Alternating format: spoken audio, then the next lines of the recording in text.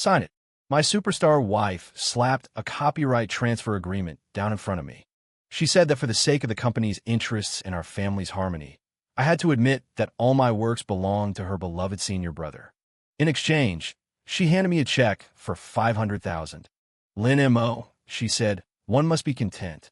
You're just an ordinary person. That vain reputation is useless to you. I looked at the agreement, then glanced at the adjoining room where my daughter lay, her little face flushed red from high fever. One neon vipers. In the night of the blue star, neon lights resembled flowing venomous snakes, coiling around this city of desire. Backstage at the Golden Melody Awards, the roar from a stage out front threatened to lift the roof. The host's high-pitched voice penetrated the heavy curtains, and the winner of this year's Best Female Singer is Xia Wanqing.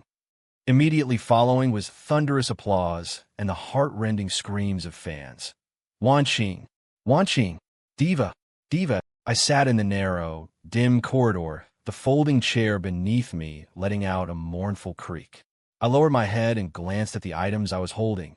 A spare pair of diamond-encrusted high heels, a pink thermos with cartoon stickers, and a shawl used to prevent wardrobe malfunctions. My name is Lynn M.O. In a world that frantically worships dream makers, I am the entertainment industry's certified loser, the secret husband of superstar Xia Wanqing, who knows only how to cook and possesses zero talent. But I have a secret that only I know. A line of pale blue text, visible only to me, floated before my eyes. System notice. 5 years grinding the sword. Mission countdown. 71 hours, 45 minutes, 03 seconds. Current status, sealed. To the secret of the hidden marriage. Current emotion collection value, 99. 8%. 3 more days. Just endure 3 more days, and this accursed 5-year sealing period will be over. For the past 5 years, to temper my character, the system forced me to publish works under an anonymous alias while remaining a completely invisible person in real life. I had to endure contempt, ridicule, and neglect, collecting enough emotional fluctuation points to unlock the Godfather's vault, something capable of overturning the entire entertainment industry of the Blue Star. Hey, you there, the bag carrier. A shout interrupted my thoughts. A fat security guard wearing a badge walked over, waving his baton and looking at me with a face full of disgust. This is the VIP passage. We'll let you sit here. Don't you know you're an eyesore? Shoo, go squat over by the trash cans. I pushed up the thick black-rimmed glasses on the bridge of my nose. My long bangs concealed the coldness in my eyes. I didn't argue. I stood up silently, picked up Xia Wanqing's belongings, and retreated into the shadows of the corner. The guard sneered and spoke into his walkie-talkie. Fans these days, sneaking in without looking in the mirror, dressed like a beggar. Isn't he afraid his stench will offend our diva Xia? I looked down at myself. Jeans washed until they were white, a gray hoodie with frayed cuffs. Indeed, I was completely out of place in this resplendent backstage area. This had been my life for 5 years. Not long after, the clamor from the front stage subsided slightly. The awards ceremony was over. A large crowd swarmed out from the passageway. Walking right in the center was Xia Wanqing. She wore a shimmering silver mermaid dress, looking breathtakingly beautiful even in the dim light of the backstage. She held her chin up proudly, clutching the golden trophy tightly in her hand, the flush of excitement still lingering on her face. And by her side was not me, her husband, but a man in a white suit with slick-back hair, looking dashing and elegant. Yi Guqing. Wanqing, congratulations. Yi Guqing smiled dotingly, his hand placing itself naturally against the small of Xia Wanqing's back. Tonight, you are the most dazzling star on the Blue Star. Xia Wanqing turned her head, revealing a shy smile to that man, a smile I had rarely seen in 5 years. Senior brother, it's all thanks to you coming back to the country to support me. If you hadn't helped build momentum for me in front of the media, it's uncertain who this trophy would have gone to. I stood in the shadows, my knuckles turning white as I gripped the thermos. Build momentum? That Yi Guqing, who lost his entire family fortune at the gambling tables and only ran back here because he couldn't survive abroad. What does he know besides buying puff pieces and leeching off other people's popularity?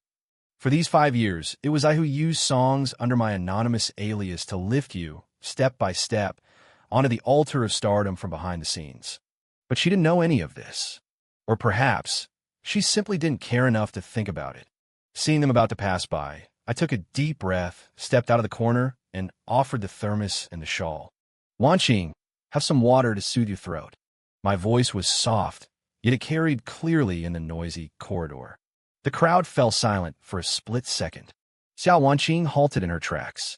The smile on her face froze the instant she saw me, rapidly transforming into an impatient coldness. It was the look one gives to garbage. What are you doing here? She furrowed her brows, her voice devoid of any warmth. I came to bring you some clothes. It's windy outside. I lifted the shawl in my hand. Xiao Wanqing didn't take it. She even leaned back slightly, as if I were carrying some sort of virus. Beside her, Yi Guqing laughed, his smile full of mockery. Well, isn't this Lin M.O.? Why did you show up dressed like that? People might think Star Emperor Entertainment mistreats its staff. The surrounding staff let out a low ripple of snickers. Assistant Lin, can't you see the diva is busy? Exactly, zero situational awareness, and he smells like kitchen grease. Xiao Wanqing seemed to feel that being pestered by me in front of Yi Guqing was embarrassing. She slapped away the shawl I was offering. Slap! The expensive cashmere shawl landed on the dust-covered floor. I'm not cold, Xiao Wanqing said coldly. And don't address me so familiarly. At the company, you are the assistant, and I am the artist. After saying this, she bypassed me directly and took Yi Guqing's arm, her tone instantly switching back to a gentle mode. Senior, ignore him. The celebration banquet tonight is at Cloud Top Palace. You simply must sit next to me so we can discuss the new album. The honor is mine. Yi Guqing shot me a provocative glance, a look that seemed to say, see, the woman you slave away for belongs to me now. The group departed in a grand fashion, leaving me with nothing but a view of their retreating backs. I stood rooted to the spot, staring at the shawl on the ground, now stained with dust. After a long while, I bent down, picked it up, and patted off the dust. System alert. Detected that the host has been subjected to disdain and humiliation. Emotion collection value, plus 0.05%. One step closer to breaking the seal. I folded the shawl neatly and placed it into my cheap canvas bag. 3 more days. Xiao Wanqing, you lit this fire yourself. 3. Kitchen smoke. It was already 1 a.m. when I returned home. This was a luxury villa located in the city center, and it was Xiao Wanqing's property. Although I lived here too, I was more like a live-in nanny. The lights were off, save for a floor lamp in the living room, casting a dim yellow glow. Daddy, a small figure on the sofa sat up, rubbing her eyes. My heart instantly softened, and I walked over quickly. That was Dian, my and Xiao Wanqing's daughter in name. In reality, she was an abandoned infant I had found on a snowy night 5 years ago. At that time, Xiao Wanqing had just debuted. She only reluctantly agreed to the adoption to establish a charitable public image. However, whenever Dian cried or fussed, she would get annoyed. For the past 5 years, I had raised Dian single-handedly. Dian, why aren't you asleep yet? I put down my bag and gathered the small, 5-year-old bundle into my arms. She had a faint scent of milk about her, which instantly dispelled the chill I had picked up at the award ceremony. I was waiting for Daddy. Dian buried her head in the crook of my neck, her voice soft and sticky. I am hungry. I touched her flat, little belly, feeling a pang of heartache. Auntie Lou, the nanny, must have gone to bed early again. In this house, even the nanny knew who the real master was. She had always paid lip service to me, the male head of the house, while ignoring my actual instructions. Daddy will cook you some noodles, okay? I want scallion oil noodles. And add a fried egg. Dian's eyes sparkled. Okay. I took off my jacket and walked into the kitchen. The sound of boiling water, the chop-chop of cutting scallions, and the sizzling of an egg in the oil pan. These sounds, full of the essence of daily life, were the only things that made me feel alive. Just as the noodles were plated, the sound of the fingerprint lock came from the villa's front door. Beep! The door opened. A strong stench of alcohol wafted in. Xiao Wanqing was being supported by Yi Guqing. She had obviously drunk too much. Her footsteps were unsteady. Her entire body was practically hanging off Yi Guqing, and she was humming a song incoherently. My hand, holding the bowl of noodles, paused slightly. When Yi Guqing saw me, he didn't look the least bit embarrassed. Instead, he flashed his white teeth. Yo, Lin and Mo, still up? Perfect timing. Wan Qing had too much to drink. Go cook some of that. What's it called? Hangover soup. His commanding tone made it sound as if he were the master of the house. I placed the noodles on the dining table, gestured for Dian Dian to start eating, and then walked over to help Xiao Wanqing. I've got her. I looked at Yi Guqing, my voice calm. Yi Guqing shrugged and let go. The instant my hand touched Xiao Wanqing's arm, she flung me off as if she had been electrocuted. Don't touch me. Xiao Wanqing stumbled and nearly fell. But fortunately, Yi Guqing was quick to react and caught her again. Her bleary eyes stared at me, brows furrowed tight, her face full of disgust. Lin and Mo, you're covered in that. That cheap smell of cooking grease. It's disgusting. Get away from me. I froze in place. Cooking grease? Who is this smell for? It's to make a hot meal for our daughter. Yet you, reeking of alcohol mixed with perfume after a night of carousing, find me disgusting? Did you hear that? Yi Guqing waved his hand like he was shooing a fly. Wan Qing told you to stay away. Seriously, you have zero self-awareness. You're stinking up this high-end villa. Just then, Dian Dian, who was eating noodles, suddenly put down her chopsticks. She jumped off her chair, ran over to me on her little legs, and spread her arms to shield me, glaring at Yi Guqing and Xiao Wanqing like a furious little cub. Don't bully Daddy, Dian Dian shouted loudly. Bad uncle is the one who smells. Daddy smells good. It's the smell of scallion noodles. Mommy is a big dummy. The air instantly froze. Xiao Wanqing seemed to sober up a bit from the shout. She looked at Dian Dian, her expression darkening. Lin Dian Dian, what did you say? I am your mother. You're scolding me for this loser. He's not a loser. He's the best daddy in the whole world. Dian Dian shouted back, her eyes red. You! Xiao Wanqing raised her hand in anger. I stepped forward, shielding Dian Dian behind me, my eyes turning bone-chillingly cold for the first time. Xiao Wanqing, I dare you to touch her. My voice wasn't loud, but the piercing chill made Xiao Wanqing's hand freeze in midair. She was stunned, seemingly having never seen Lin and Mo look like this. That wasn't the usually subservient assistant. It was like a long slumbering beast that had just opened its eyes. Seeing this, Yi Guqing hurriedly intervened to smooth things over, though in reality, he was stoking the fire. Oh, Wanqing, don't hold it against the child. It looks like she's been taught badly by Lin and Mo. She has no manners at all. In the future, she really should be sent to boarding school or have a professional nanny. Get out. I stared at Yi Guqing and spat out the words. What did you say? Yi Guqing picked at his ear in disbelief. I said, this is my house. Please get out. I pointed at the door. Yi Guqing let out an angry laugh and looked at Xiao Wanqing. Wanqing, look at him. Xiao Wanqing rubbed her temples, her head seemingly splitting with pain. She took a deep look at me, a look of utter disappointment. Lin and Mo, apologize to my senior. For what? Because he is a guest in this house, because he is my senior, and because he's the only one who can help me write songs right now. Xiao Wanqing screamed hysterically. What can you do besides cook noodles? What right do you have to kick him out? I looked at this woman I had loved for 5 years. Somewhere in my heart, there was the sound of glass shattering. Fine. I nodded and said no more. I turned and picked up the still sobbing Dian Dian, returning to the dining table. Dian Dian, be a good girl. The noodles are getting cold. Eat up. As for those two, I didn't spare them another glance. Behind me came Yi Guqing's snide voice. Forget it, Wanqing. I won't lower myself to argue with such a lowlife. Rest up. See you at the studio tomorrow. The door closed. The world was quiet, but I knew this was just the calm before the storm. 4. The sheet music incident early the next morning, sunlight streamed through the floor-to-ceiling windows onto the piano. Xiao Wanqing hadn't gotten up yet. The hangover from last night left her with a splitting headache. However, Yi Guqing arrived early. He had an access card to the villa, given to him by Xiao Wanqing, under the pretext of making it convenient to discuss music. Lin and Mo wasn't in the living room. He was probably dropping Dian Dian off at kindergarten. Yi Guqing strolled around the living room, as if surveying his own territory. His gaze swept over Xiao Wanqing's platinum records on the wall, a flash of greed in his eyes. As long as I secure Xiao Wanqing, the resources of Star Emperor Entertainment's top diva, and even half the company, will be mine. Yi Guqing calculated in his mind. He walked over to the expensive white grand piano and tapped a few keys casually. Just then, he noticed a few sheets of handwritten staff paper tucked into the music stand. What's this? Curious, Yi Guqing pulled them out. The paper was a bit crumpled, with notes scribbled in pencil, obviously a draft created not long ago. 2 words were written at the very top: red bean.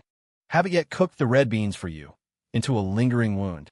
Although Yi Guqing couldn't write good songs, he was professionally trained and had basic music reading skills. He tried humming a few lines, and his pupils instantly dilated. This melody, it was incredible.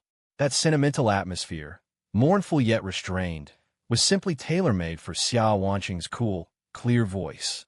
Who wrote this? Yi Guqing looked around. The room was empty. Could it be a song Xiao Wanqing commissioned from some big-name composer? No, that didn't make sense. If it were a commissioned piece, why would it be carelessly tucked away here? Suddenly, he thought of that submissive, cowardly Lin Mo from yesterday. No, impossible. Yi Guqing immediately dismissed this laughable idea. That waste only knows how to cook scallion noodles. What would he know about sheet music? This is probably just a burst of inspiration Wanqing scribbled down herself, or perhaps something sent by an anonymous submitter. Regardless of who wrote it, he was the only one here right now. A wicked thought bred wildly in his mind. Xiao Wanqing had been worrying about the title track for her new album recently. The company was applying a lot of pressure. If this album flopped, her status as the queen of pop would be shaky. If he, Yi Guqing, were the one to present this masterpiece. Yi Guqing's hand trembled as he pulled a fountain pen from his pocket. In the field for composer/lyricist at the bottom right corner of the sheet music, he quickly signed 3 characters. Yi Guqing. What are you looking at? A languid voice came from the stairs. Xiao Wanqing walked down wearing silk pajamas, her long hair draped loosely over her shoulders. Yi Guqing's heart skipped a beat.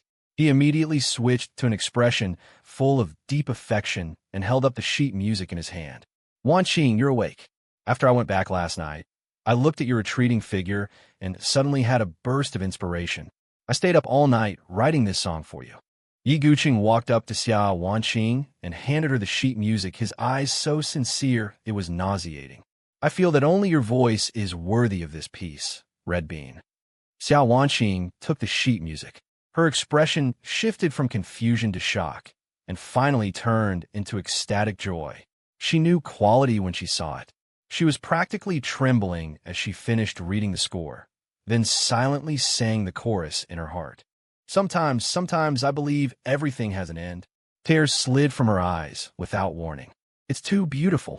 Xiao Wanqing raised her head and looked at Yi Guqing, her eyes filled with adoration. Senior brother, this is exactly the feeling I wanted to express. That helplessness of longing seeped into the bones, yet having to let go. You really understand me. You are so talented. Yi Guqing laughed wildly in his heart, but maintained a humble smile on his face, reaching out to wipe away Xiao Wanqing's tears. Silly girl, if I don't understand you, who does? Just then, the kitchen door opened.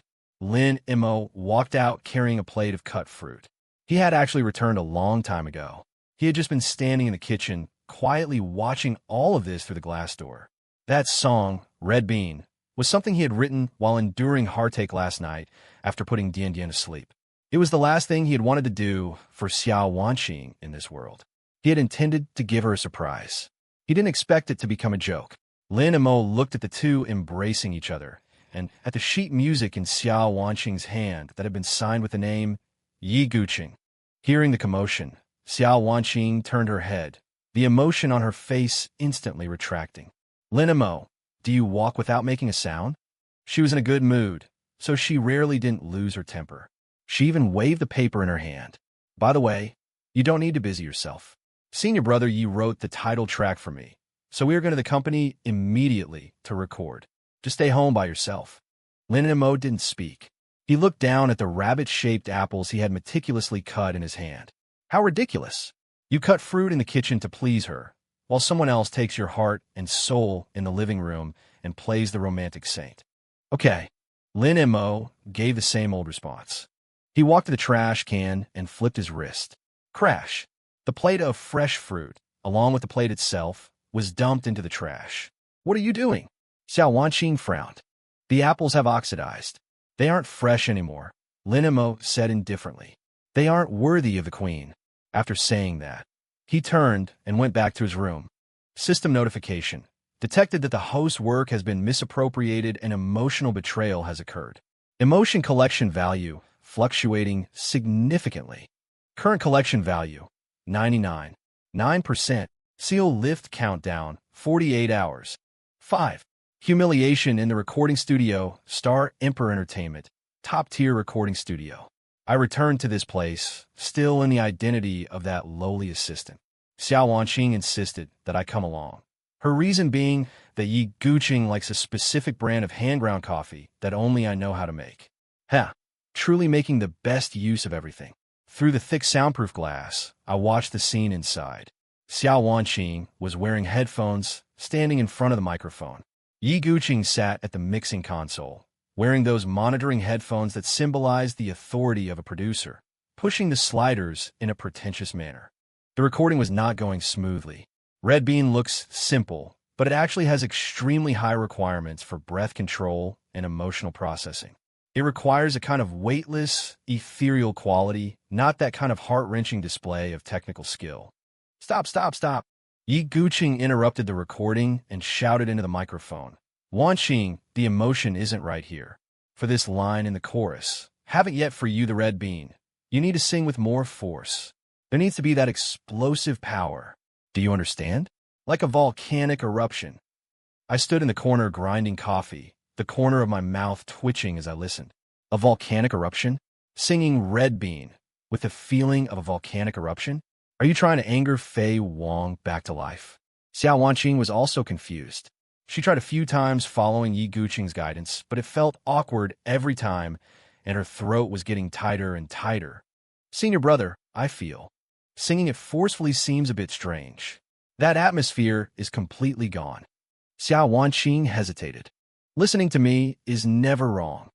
Yi Guqing got a bit impatient. He didn't understand the core of the song at all and was just blindly commanding to cover up his lack of confidence. The market nowadays loves high notes. How can you prove your singing skills if you aren't loud? Do it again. They recorded another dozen times. Xiao Wanqing's voice was almost hoarse, yet they still couldn't achieve the desired effect. The air pressure in the entire recording studio was terrifyingly low. The recording engineer and the arranger looked at each other, but neither dared to question this great talent. I sighed. This song was like my child. Watching it be trampled like this, I couldn't hold back anymore. I put down the coffee pot and walked over. Everyone's gaze focused on me. The breathing in the chorus part should be half a beat earlier. I looked at Xiao Wanqing behind the glass, trying to keep my tone peaceful. Also, don't use chest resonance to belt it out. Try using your head voice. This song is about flowing longing, a sorrow that cannot be cut and is too tangled to sort out, not about venting. There was a deathly silence in the recording studio. Little Zhang, the recording engineer, looked at me in surprise, seemingly expecting that the assistant who only knew how to serve tea and water actually understood music theory. Bang! Yi Guqing slammed the expensive monitoring headphones on the table, stood up, pointed at my nose, and cursed. Lin Mo, what kind of thing are you? A handyman deserves to teach me how to do things here. He was flustered and exasperated, like a cat whose tail had been stepped on. I wrote this song. I am the creator. Do I know less than you? You know shit about art. I looked at him coldly. You wrote it? How can there be such a brazen and shameless person in this world? I was just making a suggestion. I remained neither humble nor arrogant. At this moment, Xiao Wanqing took off her headphones inside and walked out. Her face looked awful. I thought she would at least consider my suggestion. After all, she was a professional. But I was wrong. She walked up to me, the disappointment in her eyes even greater than before. Lin Mo, have you made enough of a scene? Xiao Wanqing pointed outside the door, her voice shrill. Do you think I haven't lost enough face in front of senior brother? Do you understand what music is? It's fine if you just cook at home, but this is a recording studio. It is a sacred place. What you did just now was an insult to senior brother. But his guidance is indeed problematic. Shut up, Xiao Wanqing shouted sternly. Apologize to senior brother. I looked at her. In that moment, I suddenly felt that the woman in front of me was so unfamiliar. 5 years ago, where did that girl go who would tear up listening to me play the guitar on the street corner? And if I don't, I asked softly, then get out. Xiao Wanqing pointed at the main door, her chest heaving violently. Get out. Don't let me see you. Yi Guqing stood aside, arms crossed smugly, looking like a victor. I laughed. There was no bitterness in this smile, only relief. Fine, I'll get out. I untied the work apron from my body and tossed it onto the floor. Xiao Wanqing, remember this. This song is not sung this way.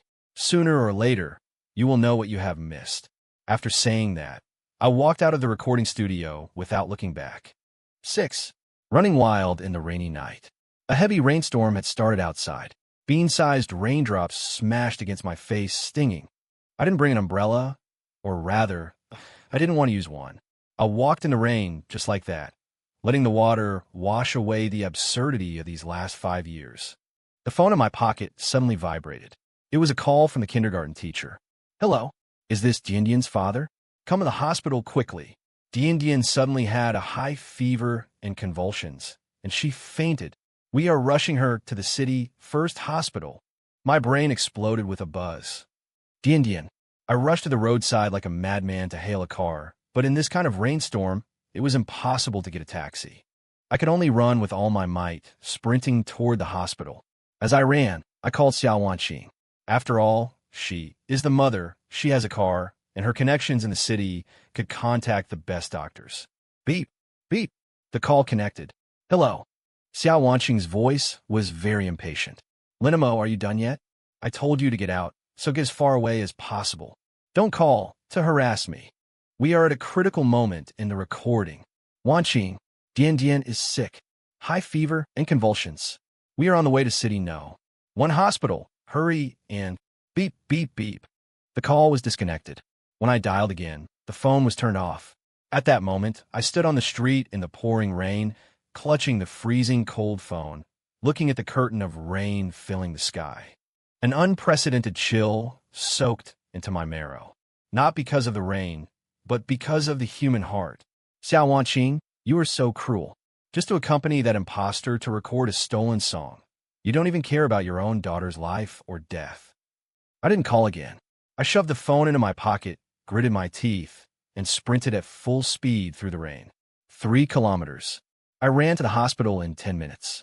Outside the emergency room, I was soaked through, water dripping from the tips of my hair onto the floor, forming little puddles. The kindergarten teacher saw my wretched state and jumped in fright. Diandian's dad, you look. Where is the child? I gasped for air, my throat filled with the taste of blood. She was just sent in for emergency treatment. The doctor said it was febrile convulsions caused by acute pneumonia. Luckily, she was sent here in time. I leaned against the wall, my body slowly sliding down until I collapsed on the floor. Thank goodness. Thank goodness. Time passed, second by second. I don't know how long it was before the lights in the emergency room went out. The doctor walked out and removed his mask. Who is the family? Me.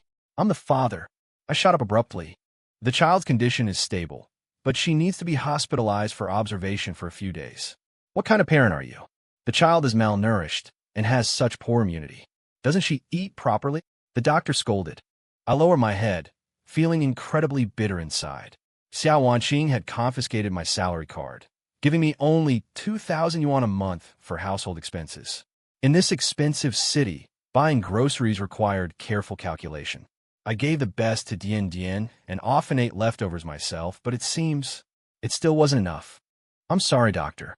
It won't happen again. I walked into the ward. Diandian's small face was covered by a breathing mask and 4 cannula in her hand, and she was sleeping very restlessly. I sat by the bed, holding her cold little hand, and tears finally couldn't help but fall. I am sorry, Diandian. Daddy is useless. Just then, a grand and solemn bell tolled in my mind. Dong. 5-year term expired. Mission. Sharpening the sword for 5 years completed. Congratulations, host. The Entertainment Godfather Cultivation System Complete form has been unlocked. Earth's complete song library is now open. God level singing skill, vocal God level loaded. God level instrument mastery loaded. Current host assets 0. Newbie gift pack. Skill absolute control. Can forcibly reclaim copyrights of all works belonging to the host, ignoring current world laws. A warm current instantly flowed through my whole body. It was a powerful force, the talent and brilliance suppressed for 5 years, a cultural flood from another world. I took off those heavy black-rimmed glasses. The glass of the ward window reflected my current appearance, though bedraggled, though haggard. But those eyes were deep as stars, sharp as swords. The meek Lin Mo is dead. From today on, I am anonymous, and the king who will make the entire Blue Star Entertainment circle tremble. I took out my phone. There was a new push notification on the screen. Diva Xiao Wanqing's new work, Red Bean, recording smoothly, Prodigy Yi Guqing personally directs, destined to be Song of the Year. The accompanying picture was a photo of the two in the recording studio, their smiles blindingly harsh. Looking at the news, the corners of my mouth curled into a cruel arc. Xia Vanbing, Yi Guqing. Enjoy your final revelry. I've already opened the gates of hell for you. 7 livestream accident the day Dian Dian was discharged. The rain stopped, but the sky remained gloomy, like a lead plate about to fall. The doctor said Dian Dian needed quiet rest and shouldn't get agitated.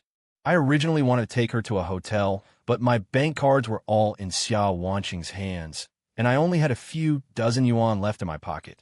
I had no choice but to take the child back to that cold villa. As soon as I entered the door, I was stunned by the scene before me. Several fill lights were set up in the living room, making it as bright as day. Xiao Wanqing, wearing exquisite makeup, sat on the sofa, smiling gently and pleasantly at the phone camera. You couldn't tell at all that this was the person who, just 2 days ago, had hung up on her daughter's emergency call to record a song. Yi Guqing sat in a corner out of the camera's view, holding a cue card and directing the rhythm. "You're back." Xiao Wanqing glanced at us. Without caring about Dian Dian's health, her eyes lit up and she beckoned. "Quick, bring Dian Dian over here." I frowned and instinctively shielded Dian Dian behind me. The doctor said she needs rest. Rest for what? I'm only going live for 10 minutes. Xiao Wanqing stood up impatiently. Rumors are spreading online that I don't care about this family. It just so happens Dian Dian is being discharged, so I'm letting her show her face to dispel the rumors. Who am I doing this for? Isn't it to make money for this family? Brooking no argument, she reached out, yanked Dian Dian over, and pressed her onto the sofa beside her. Facing the lens, Xiao Wanqing instantly changed her face, putting on the facade of a doting mother as she stroked Dian Dian's head. "Baby, say hello to the brothers and sisters in the live stream. Tell everyone, is mommy the one who loves you the most?" Dian Dian's face was pale. She tightly gripped the sketchbook I usually use to draw for her, looking fearfully at the pitch-black camera lens. The bullet comments scrolled wildly. "Wow, the Heavenly Queen's daughter is so cute. Who said Wanqing doesn't care about her family? Haters, shut up. What is the child holding? It looks like sheet music." Xiao Wanqing noticed the comments and asked with a smile, "Dian Dian, what are you drawing? Do you want to learn how to sing like mommy?" Dian Dian looked down at the notebook in her hands. It contained musical notes I had casually scribbled on the paper while humming in the bathroom a few days ago. She had found it and doodled several little stick figures over it. "I want to sing the song Daddy sings," Dian Dian whispered. Xiao Wanqing's smile stiffened, but she quickly masked it. "Daddy only knows how to sing nursery rhymes. How about mommy teaches you to sing Red Bean?" "No." Dian Dian shook her head, her eyes suddenly turning very serious. She possessed perfect pitch and had a natural fixation on melody. She opened her mouth, and a voice that was immature yet incredibly precise rang out. "I love you walking the dark alley alone. I love your unkneeling form. I love how you confronted despair, yet refused to cry." The air suddenly went still. Although it was a child's voice, and although there was no accompaniment, the unique rhythm of the lonely warrior and its spirit of going forward though millions oppose me instantly captivated everyone's ears. The live stream chat exploded. "Holy crap, what song is this? It sounds too good. I've got goosebumps. I can't find the lyrics anywhere online." Is this an original? This melody is God tier, begging for the full version. Xiao Wanqing was also stunned. She had never heard this song before. She subconsciously glanced at Yi Guqing, who was off camera. At that moment, Yi Guqing was staring at the frantic praise in the comments, greed practically spilling from his eyes. The quality of this song was even more explosive than Red Bean. And by the looks of it, it hadn't been released yet. An idea struck him. He suddenly walked out from the corner, deliberately appearing in the frame with a shy smile, as if he had been accidentally discovered. Oh my, I originally wrote this for Dian Dian, just for fun. I didn't expect everyone to hear it. Yi Guqing rubbed his nose and looked at Dian Dian with feigned affection. This song, The Lonely Warrior, is something I wrote specifically to encourage Dian Dian while she was sick. I didn't expect this child to have such a good memory. She remembered it after listening just once. The comments instantly turned into a uniform wall of praise. Talented, Yi is amazing. As expected of a hitmaker. Is this what it means to love the house and its crow? I'm so touched. Xiao Wanqing also reacted quickly, immediately hugging Dian Dian and saying emotionally, "Senior brother, you are so thoughtful." Standing in the shadows of the lighting equipment, watching this grotesque charade, I felt my stomach churn with nausea. Before I could speak, Dian Dian suddenly broke free from Xiao Wanqing's embrace. She stood bolt upright, pointed at Yi Guqing, and shouted with all her might, "Liar! Big liar! Daddy sang this song when he was taking a shower. You stole Daddy's song." Dian Dian's small face flushed red. "You only smell like a stench. Only Daddy smells like music. I hate you. And I hate Mommy for helping the bad guy." The live stream went into an uproar. What's the situation? The dad wrote it. Kids say the darndest things. Is there some drama here? Yi Guqing's face instantly turned ashen. To cover up the live streaming disaster, Xiao Wanqing stood up abruptly and grabbed Dian Dian's arm with enough force to make her cry out in pain. "Lin Dian Dian, who taught you to lie? Did Lin and Mo teach you? Apologize to Uncle Yi." "I won't. Daddy wrote it." Smack! A crisp slap echoed. Xiao Wanqing's hand trembled. A red handprint appeared on Dian Dian's face. This slap not only landed on Dian Dian's face, but also snapped the final thread of our marriage in my heart. 8. The divorce agreement. The live stream was forcibly cut. A deathly silence filled the living room of the villa. Dian Dian didn't cry. She just covered her face, staring at Xiao Wanqing with hollow eyes. I walked over, pulled Dian Dian into my arms, and covered her ears and eyes with my hands. "Lin and Mo, control your daughter." Xiao Wanqing felt a twinge of a guilty conscience, but it was quickly overshadowed by humiliation turned into rage. Spouting nonsense in front of millions. If you ruined Senior Brother's reputation, even selling you off wouldn't cover the cost. Reputation? I let out a light chuckle, my voice hoarse. Does a thief have a reputation? Who are you calling a thief? Yi Guqing reacted as if his tail had been stepped on. "Lin and Mo, watch your mouth. Do you have proof? You can write songs?" What a joke. He walked over to Xiao Wanqing and whispered something in her ear. Xiao Wanqing's expression shifted before her gaze finally turned steely and cold. She pulled a pre-prepared document from her bag and slapped it onto the coffee table. "Since we're already on the subject, let's settle this once and for all." Xiao Wanqing crossed her arms and looked down at me condescendingly. "Lin and Mo, for the sake of the company's interests and our family's harmony, sign it." I glanced at the document title, Copyright Assignment, and Ghostwriting Confidentiality Agreement. The content was shocking.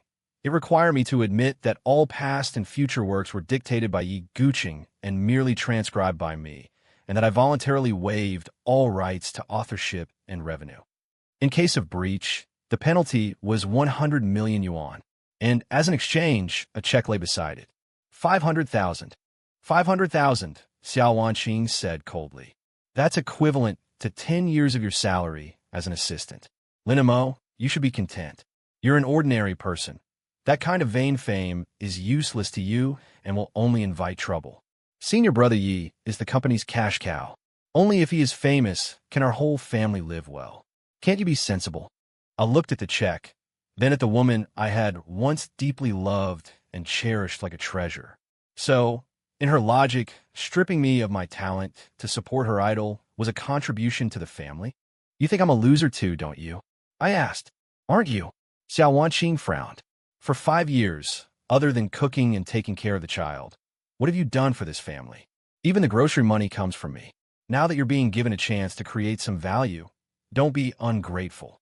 Yi Guqing lit a cigarette nearby, exhaling a cloud of smoke. Lin Mo, just sign it. It's for your own good. Otherwise, if this blows up, you won't even get the 500,000. I removed my hands from Diandian's ears, bent down, and gently kissed her forehead. Diandian, go to your room and pack your little backpack. Take your paintbrushes and your ragdoll. We're going on a long trip. Okay. Diandian nodded obediently and ran back to her room without even glancing at Xiao Wanqing. A long trip? Where are you taking her? Xiao Wanqing asked warily. I ignored her and reached for the 500,000 yuan check. Yi Guqing revealed a triumphant smile. That's the way. A wise man submits to circumstances. Rip, a crisp tearing sound filled the air. The check for 500,000 yuan turned into fragments in my hands. I tossed them up, and the shredded paper rained down on Yi Guqing's face like snowflakes. You're crazy, Xiao Wanqing screamed. From the lining of my tattered canvas bag, I pulled out a crumpled piece of paper and slammed it onto the coffee table. It was something I had secretly written 5 years ago when we got married, but never had the heart to bring out. A divorce agreement. The air in the living room seemed to freeze. Xiao Wanqing stared at the bold characters in disbelief, as if hearing a fantasy tale. You want a divorce? Lin Mo, have you lost your mind? Without me, you won't even be able to feed yourself. Are you going to take Diandian to sleep under a bridge? That's not for you to worry about. I took a pen from my pocket and signed my name on the agreement. My movements were fluid, without a hint of hesitation. I'm leaving with nothing. I don't want a cent of the assets. I looked up, gazing at her calmly, my eyes like those one would cast upon a stranger. But I get custody of Diandian. On what grounds? Xiao Wanqing laughed in anger. I adopted her. On the grounds that for 5 years, I was the one there when she was sick, I was the one who went to parent-teacher meetings, and I was the one who tucked her in at night. On the grounds of that slap, she just took. My voice turned suddenly cold. Xiao Wanqing, you are unfit to be a mother. Perhaps intimidated by my intensity, or perhaps she had long wanted to shed me, this burden, so she could be with Yi Guqing. Xiao Wanqing sneered and grabbed the pen. Fine. Just fine. Lin Mo, you asked for this. Once I sign, don't come crawling back on your knees, begging me. Scrawl, scrawl, scrawl. She signed her name. In that moment, I felt a lightness I hadn't felt in years, as if the mountain I had been carrying on my back for 5 years had instantly crumbled. Just then, Diandian came out carrying her little yellow duck backpack, clutching my guitar in her arms. Daddy, let's go. I shouldered the guitar and took Diandian's small hand. When I reached the door, I stopped. Xiao Wanqing, and you, Yi Guqing. I didn't look back, speaking with my back to them. You just asked me on what grounds I called Yi Guqing a thief. You will find out soon enough. I hope your so-called talent is enough to hold up the sky for Star Emperor Entertainment. The heavy door slammed shut behind me, shutting all that hypocrisy, greed, and debauchery behind me.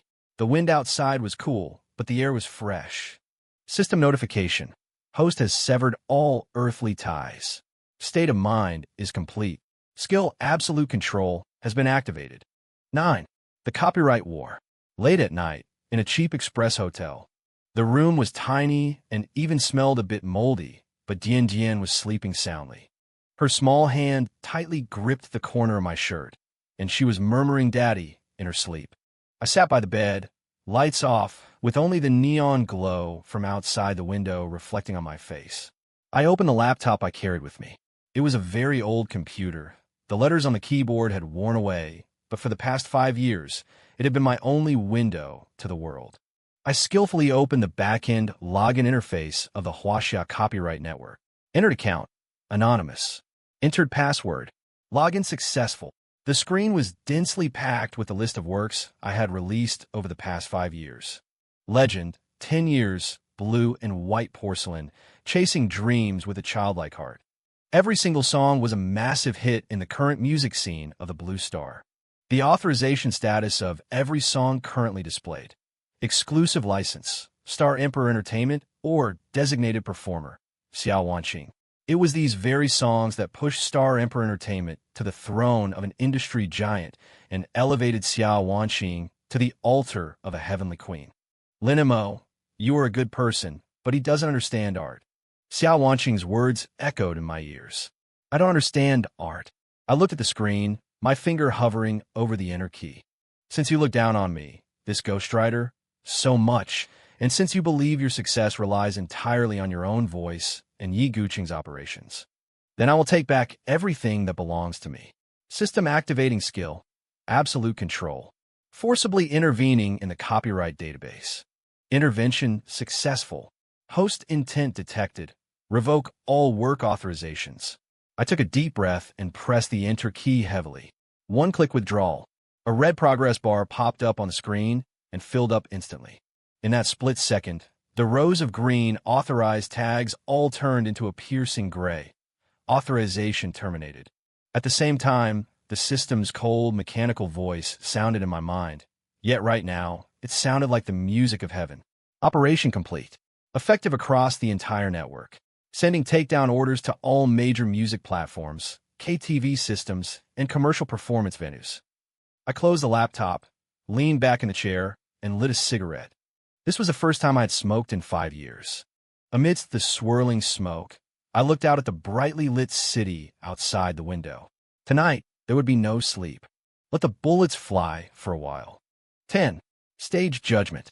At the same time, Haiqing Gymnasium. A gala for a top-tier luxury brand was taking place. It was also Xiao Wanqing's first public performance after her divorce. She had specifically chosen the classic song that made her famous overnight, Legend.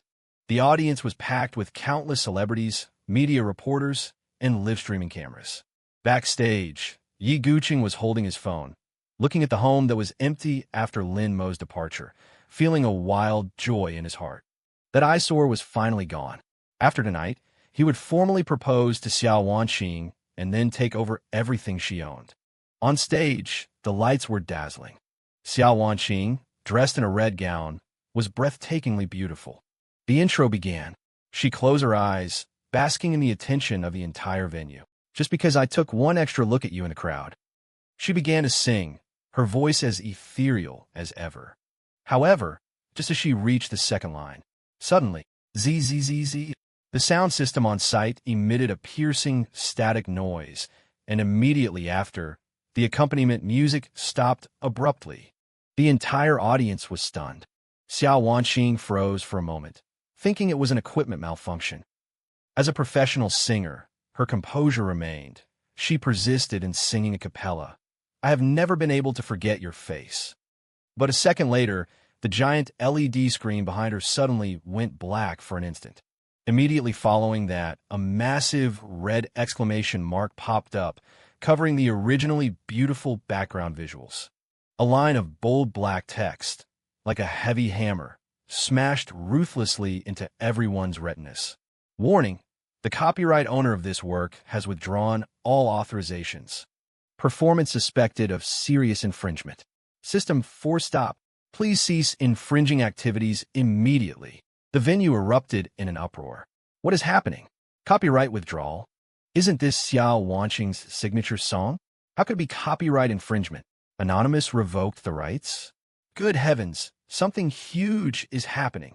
The livestream chat exploded instantly. Holy crap, legendary moment.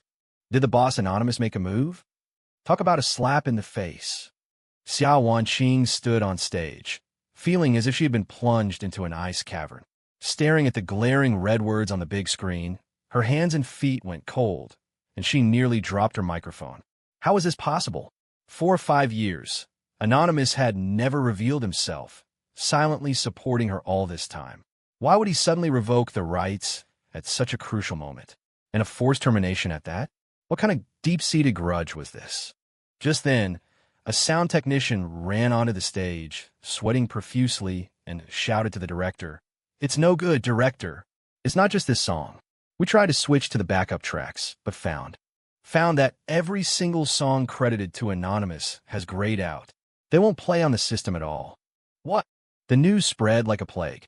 Xiao Wanqing swayed unsteadily. All the songs? That meant every album since her debut.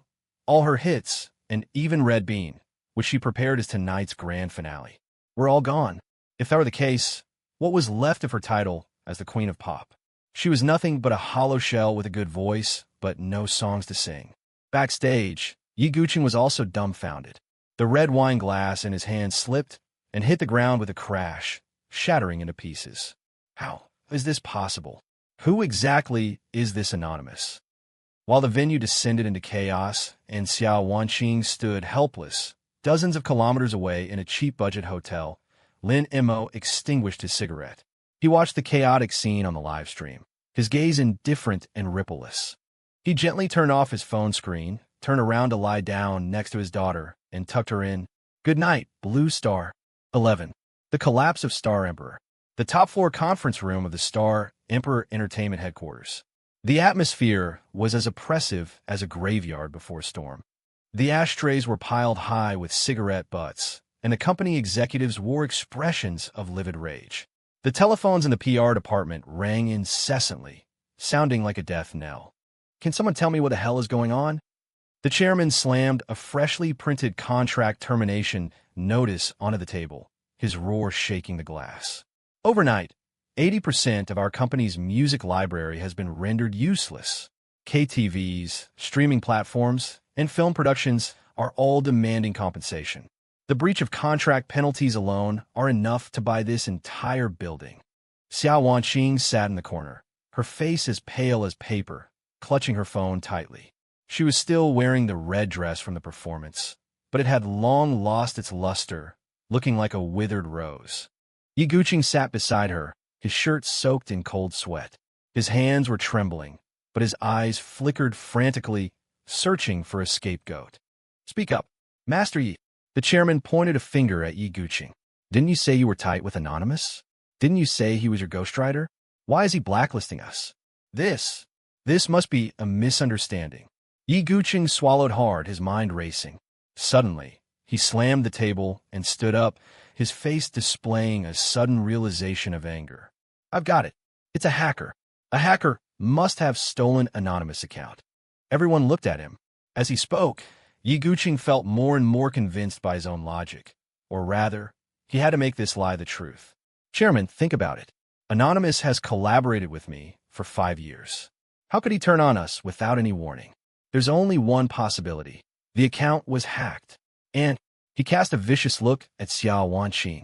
Wanqing, that loser ex-husband of yours, Lin Mo, didn't he study computer science? Xiao Wanqing froze, then nodded subconsciously. I think he took a minor in computer science in college. That's it. Yi Guqing shouted. It has to be Lin Mo. He's holding a grudge. After the divorce, he used hacking skills to steal Anonymous' back-end account and stage this sabotage. He doesn't just want to ruin Wanqing. He wants to drag the whole company down with her. Although the excuse was far-fetched, it was the only lifeline Star Emperor Entertainment had at the moment. Admitting that Anonymous had abandoned them, that was a dead end. Claiming a hacker attack, that could garner sympathy and buy them time. The chairman narrowed his eyes, pondered for a moment, and then slammed the table.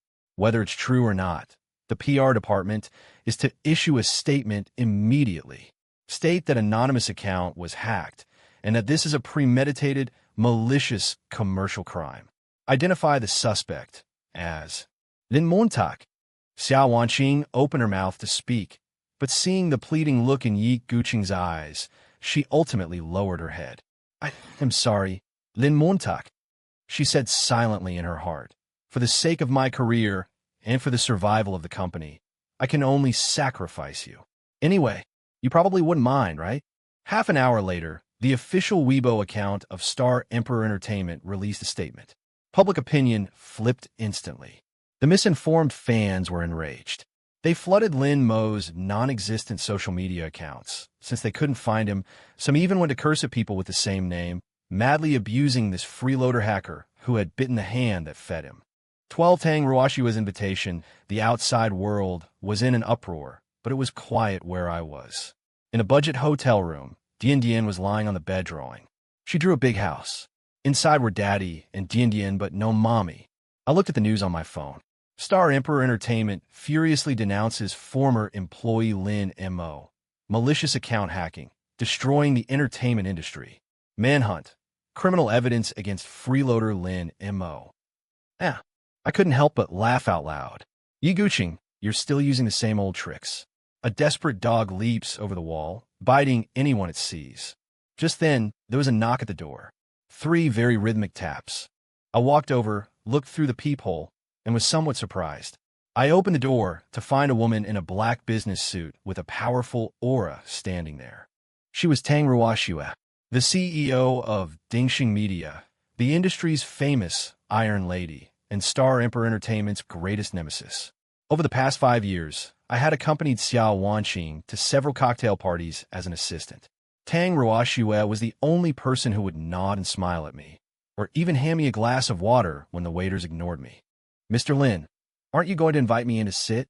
Tang Ruoxue took off her sunglasses, revealing a pair of sharp, phoenix-like eyes. The place is shabby. I'm afraid it might dirty President Tang's shoes, I said indifferently. Tang Ruoxue ignored my refusal and squeezed past me inside. She glanced around the cramped room, her gaze finally resting on Dian, who was drawing. Her eyes softened for a moment.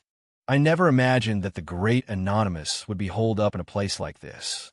Tang Ruoxue turned around, looked straight into my eyes, and spoke words that shocked me. My pupils contracted slightly, but my expression remained unchanged. President Tang must be joking.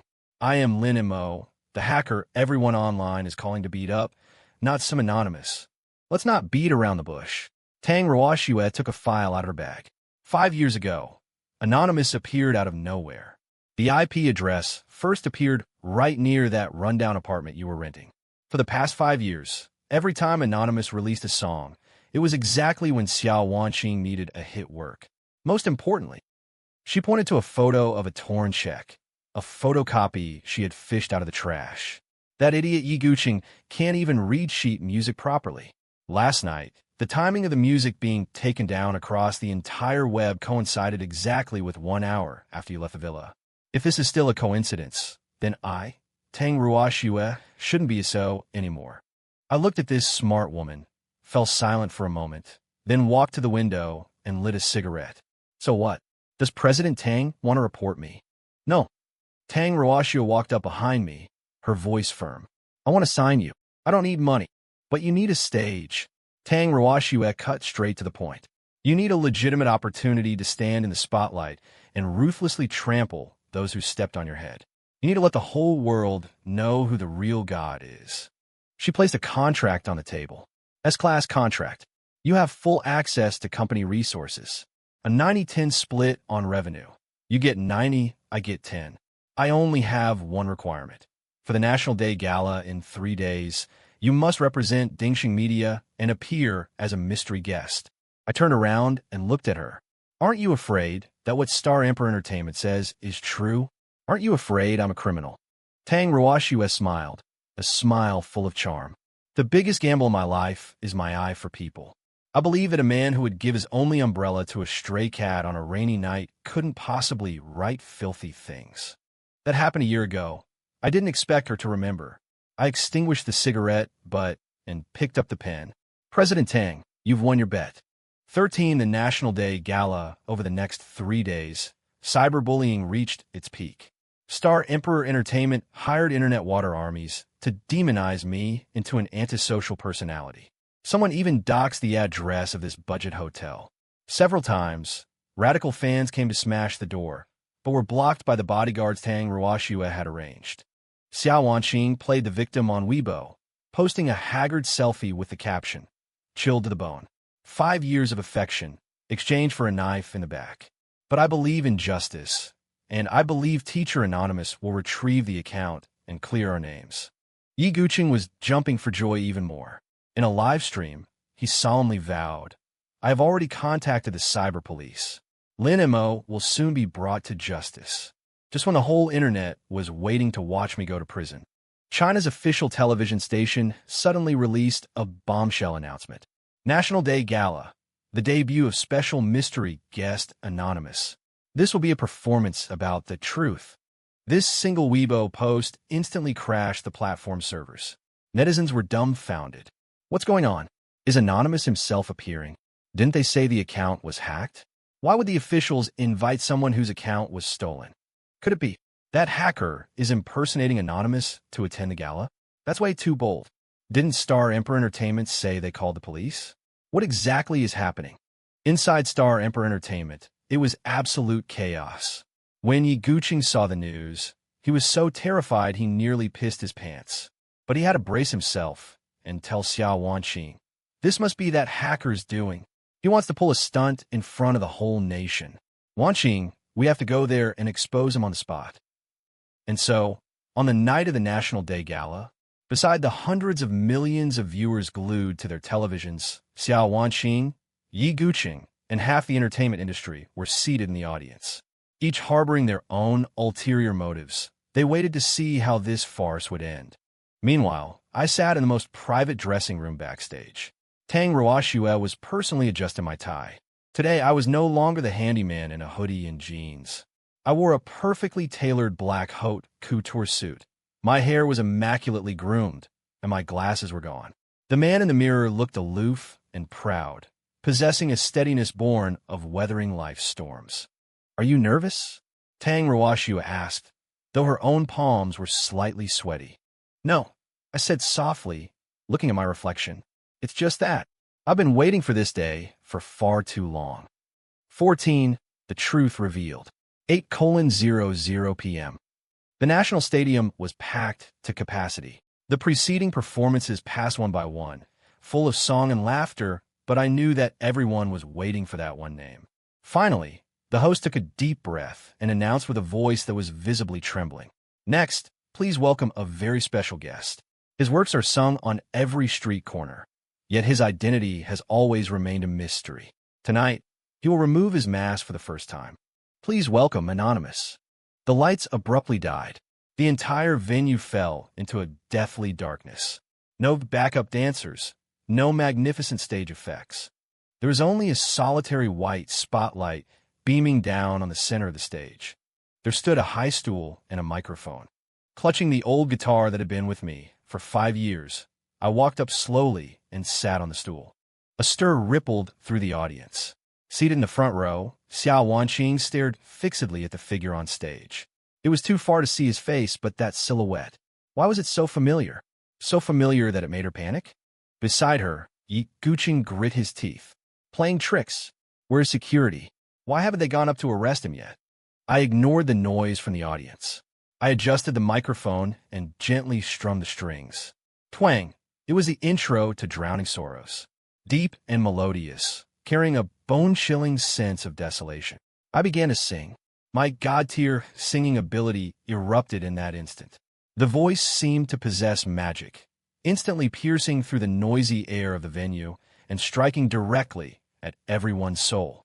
When you walk into this arena of joy, carrying all your dreams and aspirations on your back, faces of every color, wearing makeup of every shade, yet no one remembers who you are.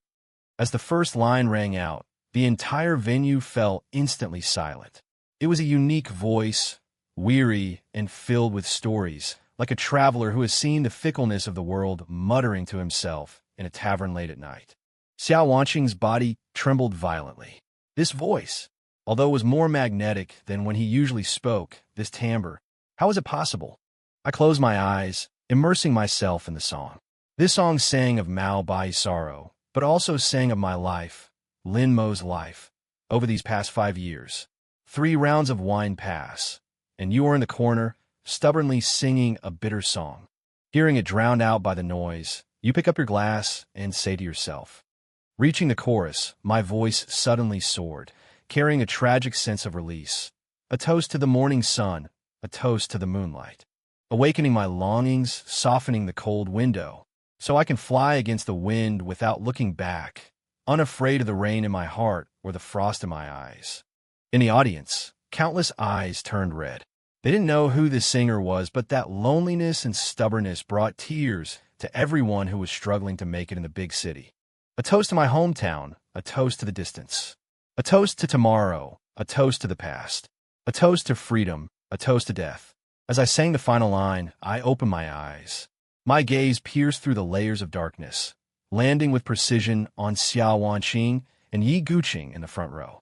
In that look, there was no love, only judgment. The piano notes faded away. The lingering melody hovered in the air. The entire venue remained dead silent for a full 10 seconds before erupting into applause that crashed down like a tsunami. The host walked onto the stage, eyes brimming with tears. That was so moving. What is the name of this song? Drowning Sorrows. I spoke into the microphone, my voice calm. Then, the host took a deep breath and asked the question the entire Blue Star wanted to know. Who are you really? The close-up on the big screen zoomed in, focusing right on my face. I slowly raised my hand and removed the custom in-ear monitor. Then, facing the camera, I offered a faint smile, one that was enough to frighten certain people out of their wits. I'm anonymous, but the name I use more often is Miss Xiao Wanqing's ex-husband, Lin Mo. Boom! In that instant, it was as if a nuclear bomb had detonated inside the National Stadium. The venue erupted. Weibo crashed. Hundreds of millions of viewers watching the live stream watched their jaws hit the floor. Meanwhile, in the front row, the glow stick in Xiao Wanqing's hand fell to the ground with a clatter. Her face was drained of color, her lips trembled, and she collapsed in her chair as if her entire backbone had been extracted. Lin Montauk, the Lin Mo she had disdained for smelling of kitchen grease. The Lin Mo she had ordered around like a nanny for 5 years. The Lin Mo she had forced to sign a humiliating agreement to leave with nothing. He was actually the god she had always looked up to, relied on, and taken pride in. Anonymous? No. This is impossible. Xiao Wanqing mumbled to herself, tears gushing from her eyes. What have I done? Beside her, Yi Guqing looked as if he had seen a ghost. He slumped to the ground, his face ashen, mumbling incessantly. It's over. It's all over. 15 courtroom showdown, but this wasn't the end. Since I had returned, I had to clean up the trash properly. Standing on stage, looking down at those two faces filled with despair, I took a USB drive from my pocket and handed it to the host.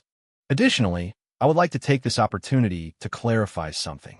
Star Emperor Entertainment claims that I hacked accounts, committed blackmail, and even framed Mr. Yi Guqing. Contained within this drive are the scanned original manuscripts and creation timestamps for the 132 songs I have composed over the past 5 years, as well as. I paused, looking at Yi Guqing, as well as high-definition surveillance footage of Mr. Yi Guqing in the recording studio, unable to even recognize basic sheet music, requiring me to teach him word for word how to act like a producer. I thank President Tang for helping me recover this deleted data. The image on the big screen changed. In the video, Yi Guqing was picking his feet while cursing. Damn it, what kind of crappy song is this? Why are the lyrics written by that trash Lin Mo so awkward? Wanqing, when the time comes, just say, I came up with the artistic concept. Don't blow our cover. The entire venue went into an uproar. Boos rose from all sides. Countless angry gazes pierced Yi Guqing like sharp swords. Liar, shameless. Kick this scum out of the entertainment industry. Yi Guqing tried to run, but the moment he stood up, his path was blocked by several uniformed police officers. Yi Guqing, correct? The lead officer displayed his credentials. We received a report. You're suspected of large-scale fraud, copyright infringement, and instigating perjury. Please come with us. I'm innocent. Wanqing, save me. Save me. Yi Guqing screamed and cried as he was dragged away. Passing in front of me, he looked like a dog with a broken spine. Xiao Wanqing, however, sat there motionless from beginning to end. The police did not arrest her, because in this scam, she was both an accomplice and the biggest fool. But I knew that her punishment was only just beginning. The performance ended. I walked off the stage, and Tang Ruoxue smiled, opening her arms. Welcome back, Heavenly King Lin. I gave her a gentle hug. Not far away, Xiao Wanqing stood in the shadows like a ghost, watching Tang Ruoxue and me embrace. She wanted to walk over, but found her legs as heavy as lead. She finally understood what the final cup of wine in Drowning Sorrows was toasted to. It was a toast to a dead love, and a toast to the happiness she had buried with her own hands. 16. The Rise of the Flamboyant, 6 months later. I stood on the top floor of the Mo Ting Music Tower, looking down at the steel forest beneath my feet. This used to be an annex of Dingxing Media, but now Tang Ruoxue had gifted it to me as my independent studio. Of course, given its current market value, it had already become a sanctuary where countless musicians came to make their pilgrimage. President Lin, this is the list of song commission requests for this week. The secretary placed a thick file on my desk, her tone respectful. It includes 3 Heavenly Kings and 5 A-list singers. Also, the new chairman of Star Emperor Entertainment wants to invite you to dinner. He says he wants to talk about a copyright settlement. I won't see anyone from Star Emperor. I didn't even turn my head, idly playing with a fountain pen in my hand. As for those so-called Heavenly Kings and Queens, tell them I don't care about fame, only about chemistry. Besides, I pointed out the window to a young man singing in the square below. His voice was hoarse, his appearance unkempt, and he was practically screaming out the lyrics. Passers-by were covering their ears and hurrying past. Bring that man up here. The secretary paused for a moment. Mr. Lin, that is a homeless man. Go. 10 minutes later, the homeless man stood trembling in my office, shaking all over, afraid to even step on the expensive carpet. Do you want to be famous? I asked him. He nodded desperately. This song is for you. I tossed him a sheet of music I had written long ago. I don't need you to have great technique. I just want you to sing out that madness of being mocked by the world while desperately longing to be seen. The title of the song was Exaggerated. If someone asks me, I will speak, but no one comes. You consider me exaggerated, but the exaggeration is only because I am afraid. This song was another slap in the face I was delivering to the entertainment industry. I wanted to prove that in this world hijacked by capital, it is I, Lin Mo, who defines who becomes a superstar. I can turn a Yi Guqing who only knows how to recite poetry into a talented scholar, and I can turn a homeless man into the king of pop. As for Xiao Wanqing, I heard that to protect themselves, Star Emperor Entertainment has formally sued her for breach of contract. She not only has to compensate the merchants for their losses, but also bear the massive debt caused by the company's plummeting stock price. The former diva is now nothing more than a deadbeat carrying hundreds of millions in debt. 17. The humiliation at the supermarket Haicheng. The opening celebration of a large supermarket. On a makeshift stage set up in an open-air parking lot, a cheap red carpet was spread out. The speakers emitted a buzzing static noise, while offstage was the clamor of elderly men and women fighting over discounted eggs. Next, please welcome, the famous singer, Xiao Wanqing. The host's voice was full of perfunctoriness. He was too lazy to even add the title diva. Xiao Wanqing wore an out-of-season gown, the hem stained with mud spots she had accidentally brushed against earlier. She wore heavy makeup in an attempt to cover the fine lines and haggardness around her eyes. But those once arrogant eyes now held only fear and a desperate need to please. She had to take this kind of commercial performance. In the past, a venue like this wouldn't have been fit to carry her shoes, but now, to repay her debts and avoid court enforcement, she had to earn even this appearance fee of a few thousand yuan. There was scattered applause from the audience. Someone recognized her and pointed. Hey, isn't that the ingrate who was dumped by her husband? Yeah, that's her. I heard she abused her husband and child before. Serves her right. Xiao Wanqing heard these words, her fingernails digging deep into her palms. She forced a smile and picked up the microphone. Hello, everyone. I am Xiao Wanqing.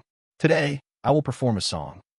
She habitually wanted to announce Red Bean or Legend, but the words reached her mouth, and she swallowed them back hard. She didn't dare.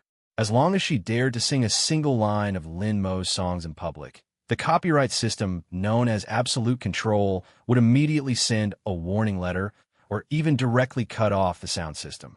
I will perform. Good luck comes, Xiao Wanqing said through gritted teeth. The music started. Without the pitch correction of a top-tier recording studio, without the melodies custom-tailored by Lin Mo, and without even an in-ear monitor, Xiao Wanqing's voice, once praised as heavenly, seemed completely out of place singing such a tacky song. She even frequently went off-key due to nervousness. Good luck comes, wishing you good luck comes. What the hell are you singing? An old man in the audience got annoyed and threw the rotten vegetable leaves in his hand onto the stage. You don't sound as good as my granddaughter. Get off. Exactly. What bad luck. Can't you switch to someone more festive? Xiao Wanqing dodged awkwardly, twisted her ankle in her high heels, and fell hard onto the stage, just as she lay sprawled on the ground, unable to stop her tears from flowing. The large-screen TV at the supermarket entrance suddenly cut to a news broadcast. Newcomer Liang, heavily promoted by Mo Ting Music, has swept the major charts with his single Exaggerated. Mr. Lin Mo has once again demonstrated his god-level Midas touch. On the screen, that former homeless man, wearing a magnificent suit, was roaring out his song on a stage watched by millions. Meanwhile, the former diva lay on a muddy red carpet, watching this scene. The singing voice was like a giant slap, striking her across the face through the screen. It turned out that without Lin Mo, she was inferior even to that homeless man. 18A plea in the rainy nights in late autumn always carry a bit of chill. I finished my day's work and walked out of the Mo Ting building. The driver had already pulled up to the entrance, but I halted in my tracks. Beside a stone pillar at the building's entrance, a figure huddled. She was soaked to the bone, her messy hair plastered to her face. Her hands, once well-maintained, were red from the cold, and she clutched a thermal lunchbox. It was Xiao Wanqing. Her eyes lit up when she saw me emerge. She rushed over desperately, but was intercepted by security. Lin Montauk, it's me, she shouted, her voice hoarse. I waved my hand, signaling the security guards to stand down. Xiao Wanqing dropped to her knees with a thud. It was the first time in her life she had ever knelt before me. Hubby, no, President Lin, please help me. Her makeup was streaked with tears, making her look like a clown. I really have nowhere else to go. Those debt collectors block my door every day, splashing paint, threatening me. I really can't go on living. She held up the lunchbox, her hands trembling violently. Look, this is your favorite, braised pork. I made it myself. I spent so long learning. I was wrong before. I shouldn't have made you do the cooking. I'll cook for you every day from now on, okay? I looked down at the lunchbox. Braised pork? I didn't like braised pork. It was too greasy. I only used to make it because she liked it. It turned out that after 5 years of marriage, she didn't even know I didn't eat fatty meat. Miss Xia, you're blocking the way, I said calmly. Lin Montauk, you can't be this heartless. Xiao Wanqing grabbed my pant leg. For the sake of our time as husband and wife, for Dian Dian's sake, I'm Dian Dian's mother. You don't want Dian to have a mother in prison, do you? Hearing the name Dian, my gaze instantly turned cold. You have a nerve to mention Dian? I bent down and looked into her eyes. Where were you when Dian had high fever? You were recording a song with Yi Guqing. Where were you when Dian was being cyberbullied? You were forcing me to sign a ghostwriting agreement. Miss Xia, Dian is doing very well now. She has almost forgotten what you look like.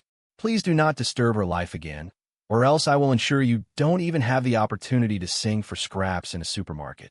Xiao Wanqing froze. She saw absolute indifference in my eyes. Also, I straightened up and adjusted my cuffs. I don't like braised pork. That's something I wouldn't even feed to a dog. With that, I stepped over her, just as if I were stepping over a bag of trash. Lin Montauk, Xiao Wanqing's desperate scream came from behind me. How did you become so cold-blooded? You weren't like this before. Is it because of that Tang Ruoxue? Did she seduce you? A red Porsche sports car pierced through the curtain of rain and stopped at the building's entrance. The door opened, and a pair of red high heels stepped onto the wet ground. Tang Ruoxue stepped out, holding a black umbrella. She wore a camel-colored coat, her aura elegant yet sharp. She walked straight to my side and held the umbrella over my head, completely ignoring Xiao Wanqing kneeling on the ground. Why didn't you tell me you got off work? Didn't we agree to have dinner at my place tonight? Tang Ruoxue's voice was dripping with tenderness. She naturally reached out to straighten my wind-blown tie, her fingertips grazing my neck, bringing a trace of warmth. I looked at her and smiled. Ran into a trivial matter. It held me up. Don't waste time on trivial people. Tang Ruoxue turned her head, her gaze sweeping over Xiao Wanqing as if looking at an ant. Miss Xia, I suggest you stop trying to run scams here. President Lin's time is now valued by the second. You couldn't afford to pay for this 1-minute delay, even if you sold your body. Saying this, she took my arm, pressing her body tightly against mine. Let's go. I made your favorite steamed sea base. Dian is waiting anxiously at home. All right, I wrapped my arm around Tang Ruoshue's waist and walked with her toward the Porsche. Tang Ruoshue was very attentive. As I got into the car, she used her hand to shield my head, afraid I might get wet from even a drop of rain. Xiao Wanqing knelt in the rain, watching this scene. She watched Tang Ruoshue's heartfelt respect and adoration for me, and the gentle look in my eyes as I responded to her. That was something she had never given me in 5 years. It was also something she had spent 5 years begging for from Yiguqing, but never received. Now, another woman, more excellent and beautiful than she was, gave all of this to Lin Mo. Ah! Xiao Wanqing screamed in a breakdown, slamming her hands into the accumulated water, splashing muddy water all over her face. The red Porsche's taillights streaked through the dark, vanishing into the night, leaving her with nothing but cold exhaust fumes. Chapter 20, Super Dad. 1 month later, a parenting variety show titled Super Dad exploded across the internet. Lin Mo took Dian to participate in the program.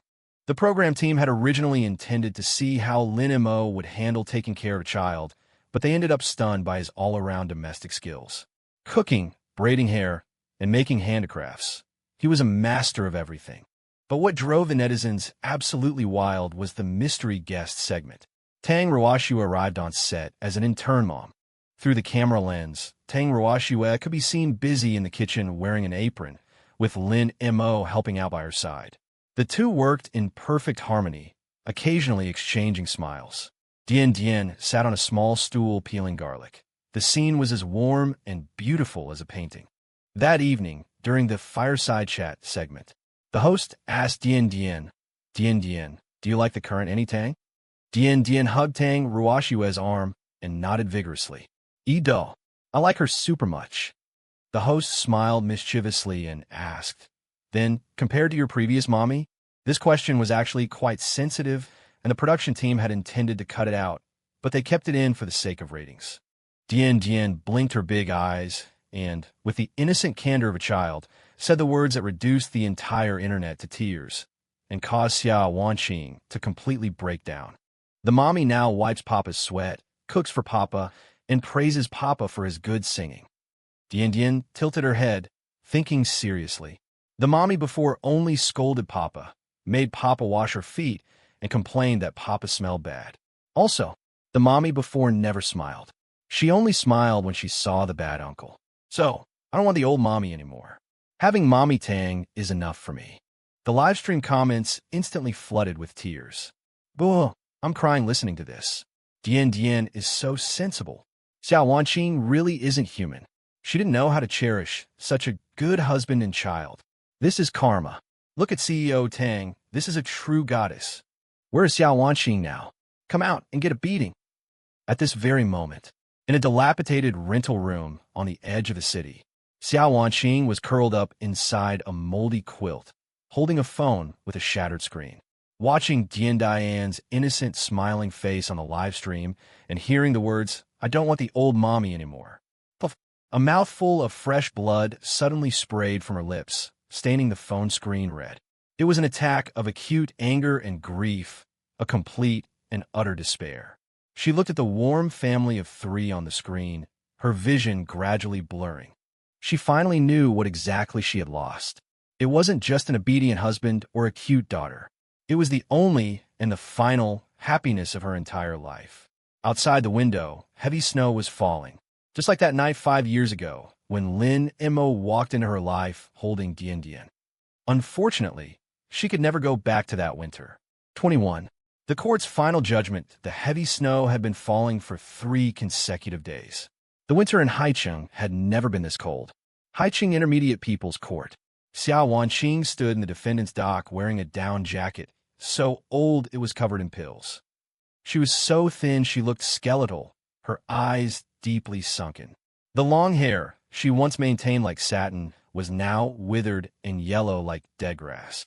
She was unwilling to accept this. Even at this stage, she still wanted to take one last gamble.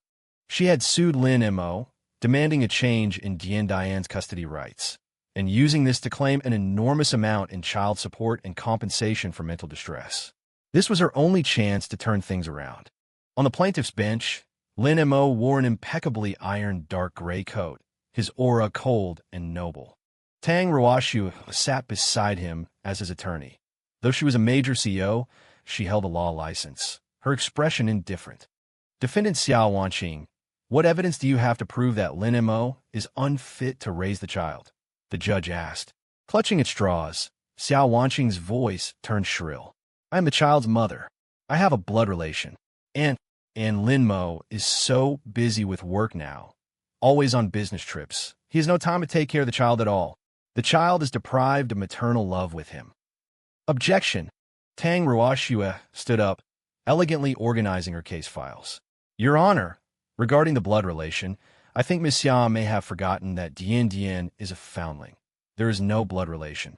As for maternal love, Tang Ruoshua let out a cold laugh and pressed a remote control.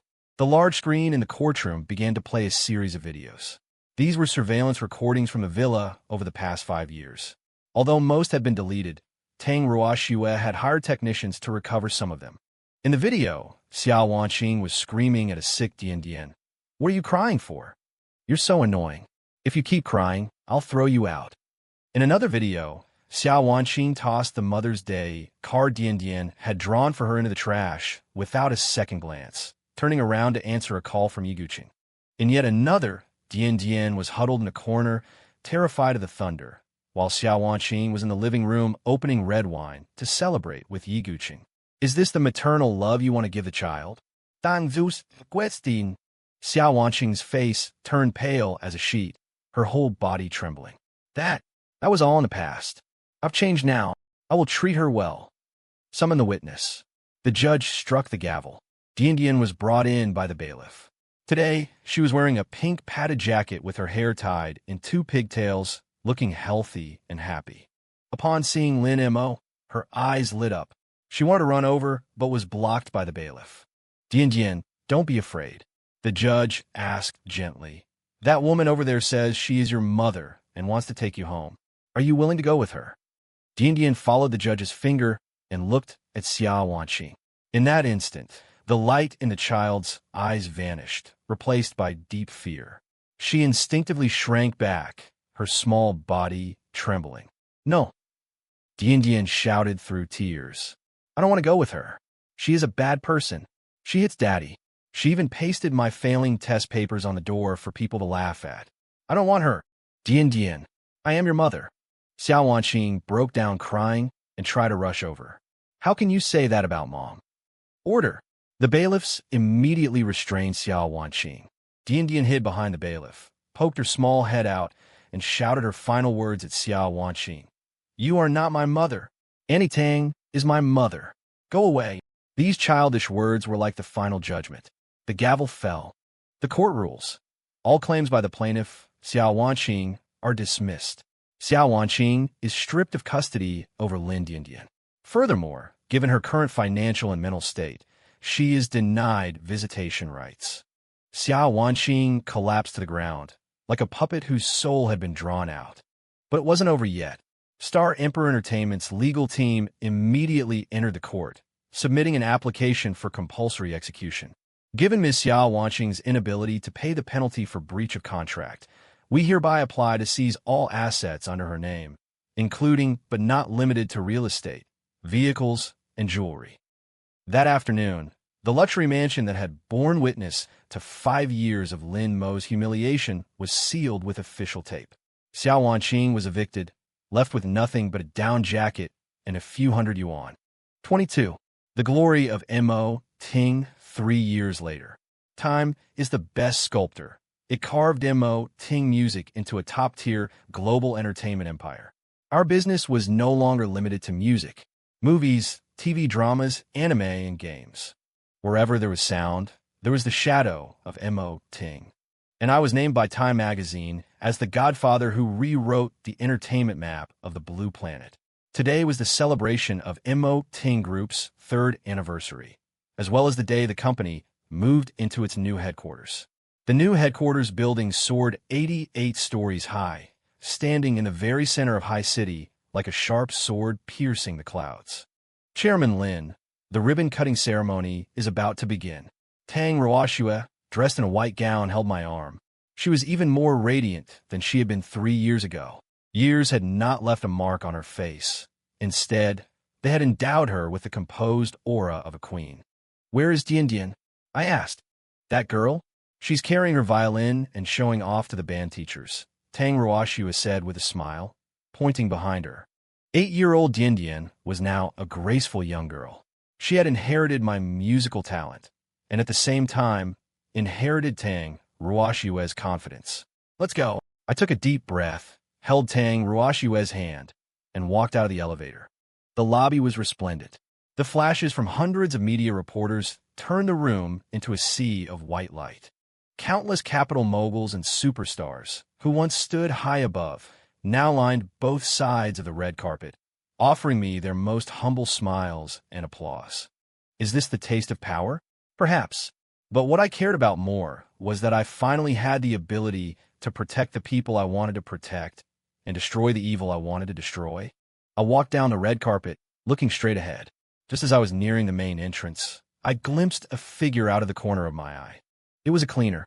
She was wearing a gray uniform, a large mask, and a hat that completely covered her face. She was kneeling on the ground, struggling to wipe a stain off the marble floor. Her hands were incredibly rough, covered in chilblains and cracks. Her back was hunched, making her look like a 50-year-old woman. But I recognized that back. Even if it turned to ash, I would recognize it. It was Xiao Wanqing. I heard that after she went bankrupt because she had no degree and no other skills and was burdened with debt, she could only do the lowest level of physical labor.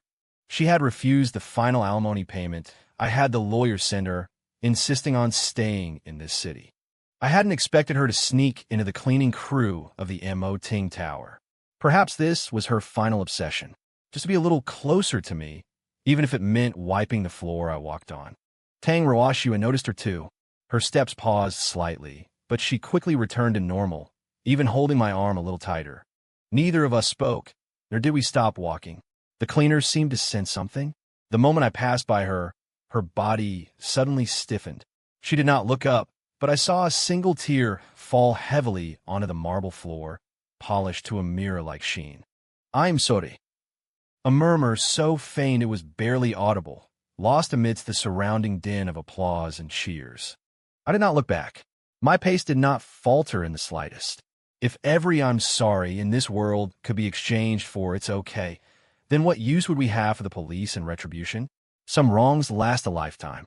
Some missed connections are forever. 23. The final gaze, upward, the heavy doors opened slowly. The early winter sunlight poured in, illuminating Lin Mo and Tang Ruoshua, gilding them with a rim of gold. Dian ran over happily, holding her father with one hand and her mother with the other.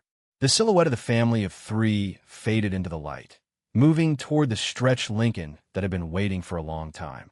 In the lobby, the cleaner remained kneeling. She stared blankly at that receding silhouette until the doors closed again, until that beam of light completely vanished. She lowered her head, looking at her own reflection in the floor.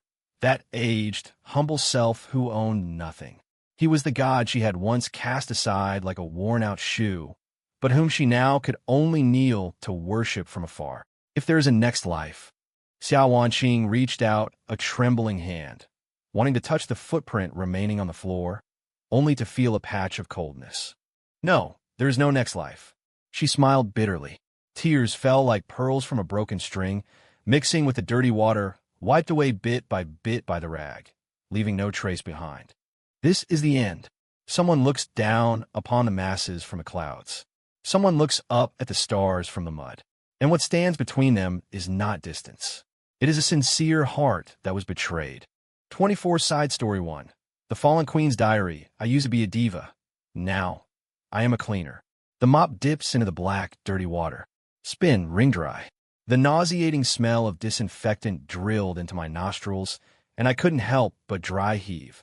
In the past, I was incredibly sensitive to smells. The home fragrance had to be Joe Malone's English Pear and Freesia. The bedsheets had to be washed 3 times with lavender softener. If there was even a hint of grease smoke, I would lose my temper, even dumping the food Lin and Mo had cooked right into the trash can. But now, here I am in a men's restroom, enduring this vile stench. I looked at myself in the mirror. My skin is rough and sallow, the wrinkles at the corners of my eyes carved like knife cuts. No foundation, no matter how expensive, could cover them. Not that I can even bear to buy a bottle of Debeo now. Xiao Wanqing, how did you end up like this? I touched that face, no longer young, feeling no guilt in my heart, only a hatred that burned my insides. I hate Yi Guqing, that loser who deceived me. I hate Tang Ruoxue, that bitch who took advantage of the situation to get in. But the one I hate most is Lin Mo. That man who used to obey me in everything, that coward who wouldn't dare go west if I said east, actually became so heartless, trampling me into the mud without giving me a single chance to turn things around. I don't believe he stopped loving me. After all, we spent 5 years together day and night. He washed my feet for 5 years. He simmered soup for me for 5 years. This kind of servility, oh no, this kind of deep affection, how could it just end like that? He must be taking revenge on me. He is waiting for me to bow my head, waiting for me to beg for mercy, waiting for me to wag my tail and plead like a dog to satisfy his twisted self-esteem. As long as I can calm his anger, as long as I can move back into that penthouse mansion on the top floor, the suffering now is all temporary. I came to Mo Ting Tower to work as a cleaner on purpose. Only here can I see him. Although every time I see him, he is surrounded by a crowd and doesn't even spare me a glance. But I know he must be faking it. He definitely still cares about me in his heart. Otherwise, why didn't he just have security kick me out? He kept me working here just to see me regret it, didn't he? Fine, Lin Mo, you want to see it? I'll put on a show for you. Today is the building's cleaning day. I know that every Friday at 3 p.m., Lin Mo rests for a while in the CEO's office. At that time, Tang Ruoxue, who watches him like a hawk, is usually not there. This is my chance. I specifically tidied up my appearance in the locker room. Although I'm wearing this ugly gray uniform, I unbuttoned the top button to reveal my collarbone. Lin Mo used to love my collarbone. He said it was a work of art. I also patted my face with cold water to make my eyes look red and pitiful. Carrying a bucket and holding a rag as my cover, I quietly took the freight elevator up to the 88th floor. I'm going to wipe his table, even if just to let him see me weep, even if just to say a single sentence to him. As long as I can soften his heart, even if he just gives me a song. No, even if he just gives me $1 million to pay off my debts so I don't have to live in that leaky basement anymore, so I can afford SK2 again so I can eat a decent steak. I'm willing to kneel down and lick his leather shoes. This isn't being base, this is for survival. I'm a diva. I was meant to live a life above the common people. My current destitution is just a joke played by God. The 88th floor was very quiet. My heart was beating fast, but I told myself, Xiao Wanqing, you are a professional actress. You need to bring out the acting skills you used on stage back in your prime. I walked to the door of the CEO's office. It was ajar. Just as I was preparing to push the door open and stage a scene of running into my ex-husband and dissolving into tears, suddenly, voices came from inside. Daddy, I can never get this fingering right. It was Jian Diane's voice. That wretched girl. That ungrateful wretch. A wave of disgust rose in my heart. If it hadn't been for building my public persona back then, who would have wanted to raise a wild bastard of unknown origin? I didn't treat her well, sure, but I fed her and clothed her. Look at her now, living the high life with Lin Mo and not even recognizing her own mother, even kicking me while I was down in court. Once I regain my position, the first thing I'll do is send that wretched girl to boarding school. Out of sight, out of mind. Immediately after, Lin Mo's voice drifted out. It's okay, take it slow. Relax your wrist, just like Daddy does. It was a long-lost tenderness, a tone that once belonged only to me, even though I had turned my nose up at it. But hearing it now, it sounded like the jingling of countless gold coins. Lin Mo, Auntie Tang, said she's taking us to the beach for a barbecue tonight. Sound good. Why don't you go ask Mom? Oh no. Ask Auntie Tang if she's ready. Daddy, you're mean. You know I call her Mom too. The laughter and joy inside were like poisonous thorns piercing my ears. I stood at the door, squeezing the dirty water out of the rag in my hand, dripping it onto the carpet. Why? Why does that old woman Tang Ruoxue get to enjoy all this? That is my husband. That is my daughter. That is my wealth and glory. Lin Mo was mine to begin with. If he hadn't deliberately hidden his identity, would I have treated him that way? If he had told me earlier that he was anonymous, I would have worshipped him like an ancestor. I would have washed his feet. I would have cooked for him. It was his marriage fraud first. He watched me make a fool of myself in front of Yi Guqing like an idiot. This is all his fault. He is too manipulative. Thinking of this, the remorseful emotions I had just brewed almost collapsed. No, I can't get angry. I want money. I want to return to that warm, fragrant world. I took a deep breath, adjusted my expression, and prepared to push the door open. Just then, the door opened from the inside. Tang Ruoxia walked out. She was wearing a well-fitted haute couture business suit, her skin pale and delicate, radiating a glow of being nourished by love. She saw me. I saw her too. Subconsciously, I wanted to straighten my back and look down my nose at her like before. But the reality was I shrank my neck, holding a filthy bucket like a rat in a sewer. Tang Ruoxia's gaze was flat. No makiti, no anger. It was a complete disregard, as if I were a pocket of air or a piece of furniture. No need to clean here, Tang Ruoxia said to me indifferently, not even saying my name. President Lin and the young miss need a rest. You go scrub the stairs. I wanted to argue. I wanted to say I was here to find Lin and Mo. What? Can't understand me. Tang Ruoxia raised her eyebrow slightly. Or do you want security to escort you out? Ms. Xia, this job paying 3,500 a month is something many people are fighting for. 3,500 yuan. This number was like a hammer, smashing all my dignity to pieces. I can't afford to lose even 3,500 yuan right now. Without this money, I will starve to death next month. I bit my lip, tasting blood. I glanced through the crack in the door at the man, sitting on the sofa. He was looking down at Dian Dian, his side profile handsome and cold, not sparing me even a sliver of his peripheral vision. He heard Tang Ruoxia's voice. He knew I was at the door, but he didn't care. In that moment, I finally understood a terrifying fact. My tears, my kneeling, my regret. In his eyes, they didn't even count as acting. Just an annoying harassment. Yes, President Tang. I lowered my head, my voice trembling, humble as dust. I will go scrub the stairs right now. I turned around, carrying the heavy bucket, walking step by step toward the dark stairwell. It doesn't matter. Lin and Mo, you're cruel. But I won't give up. I am Xiao Wanqing. I am a diva. As long as I don't die, I still have a chance. One day, you will realize that woman Tang Ruoxia is only after your money, and I'm the only one after you. Oh no, I truly love you for your talent. As long as you give me a chance, even if it's just to be your mistress, I would be willing. As long as you let me return to that mansion. I squat in the stairwell, scrubbing hard at the footprints on the floor, while calculating our next chance encounter in my mind. I did nothing wrong. I was just unlucky. That is all. 25 Side Story 2, The Shepherd Script. It is late at night. Tang Ruoxia is sleeping soundly in my arms, like a docile cat. Her breathing is even. Her eyelashes tremble slightly, and a satisfied smile still hangs on the corners of her mouth. Gently, bit by bit, I withdraw my arm from beneath her neck. Even during this movement, there isn't a single ripple of emotion in my eyes. I walk to the floor-to-ceiling window and light a cigarette. The height of the 88th floor is enough to let me overlook the lights of the entire city of Haicheng. Down there, countless people are singing my songs, countless people are praising me as a deeply devoted good man, and countless people are spitting on that blind Xiao Wanqing. Even the system is cheering in my mind. Host current reputation points have reached the peak. Perfect life achievement unlocked. I blow out a smoke ring, watching the mist spread across the glass. Perfect life? I chuckle lightly. Humans are truly so easy to deceive.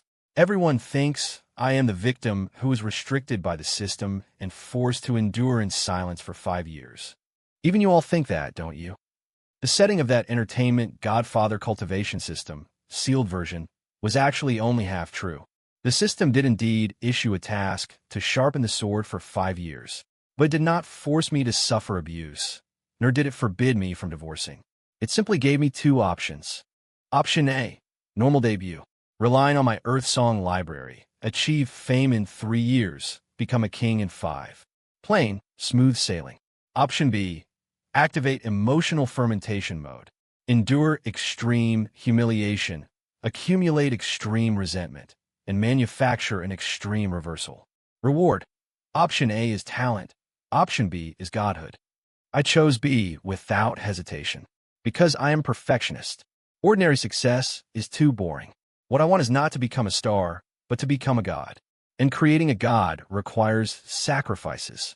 Xiao Wanqing was the sacrifice I carefully selected. 5 years ago, when I transmigrated here and saw her for the first time, I knew she was the perfect prey. She is beautiful and talented, but extremely vain, easily swayed, and not very smart. This kind of person is easiest to control. For these past 5 years, was I really loving her? No, I was raising her. Like a patient gardener, I fed her petulance bit by bit with meticulous care. I nourished her arrogance with every humble concession. I deliberately dressed sloppily, deliberately acted servile in front of her friends, and even deliberately led that idiot Yi Guqing to her side. That sheet music for Red Bean. Did I really accidentally leave it on the piano? Don't be naive. That night, I saw Yi Guqing enter the villa. I deliberately placed the sheet music in the most conspicuous spot and even deliberately placed that pen right next to it. I was betting on human greed. As it turned out, they didn't let me down. The moment Yi Guqing signed his name, I was in the kitchen cutting fruit, and I almost couldn't hold back my laughter. They were so cooperative that I wanted to give them a red envelope. Without their betrayal, where would my subsequent tragedy come from?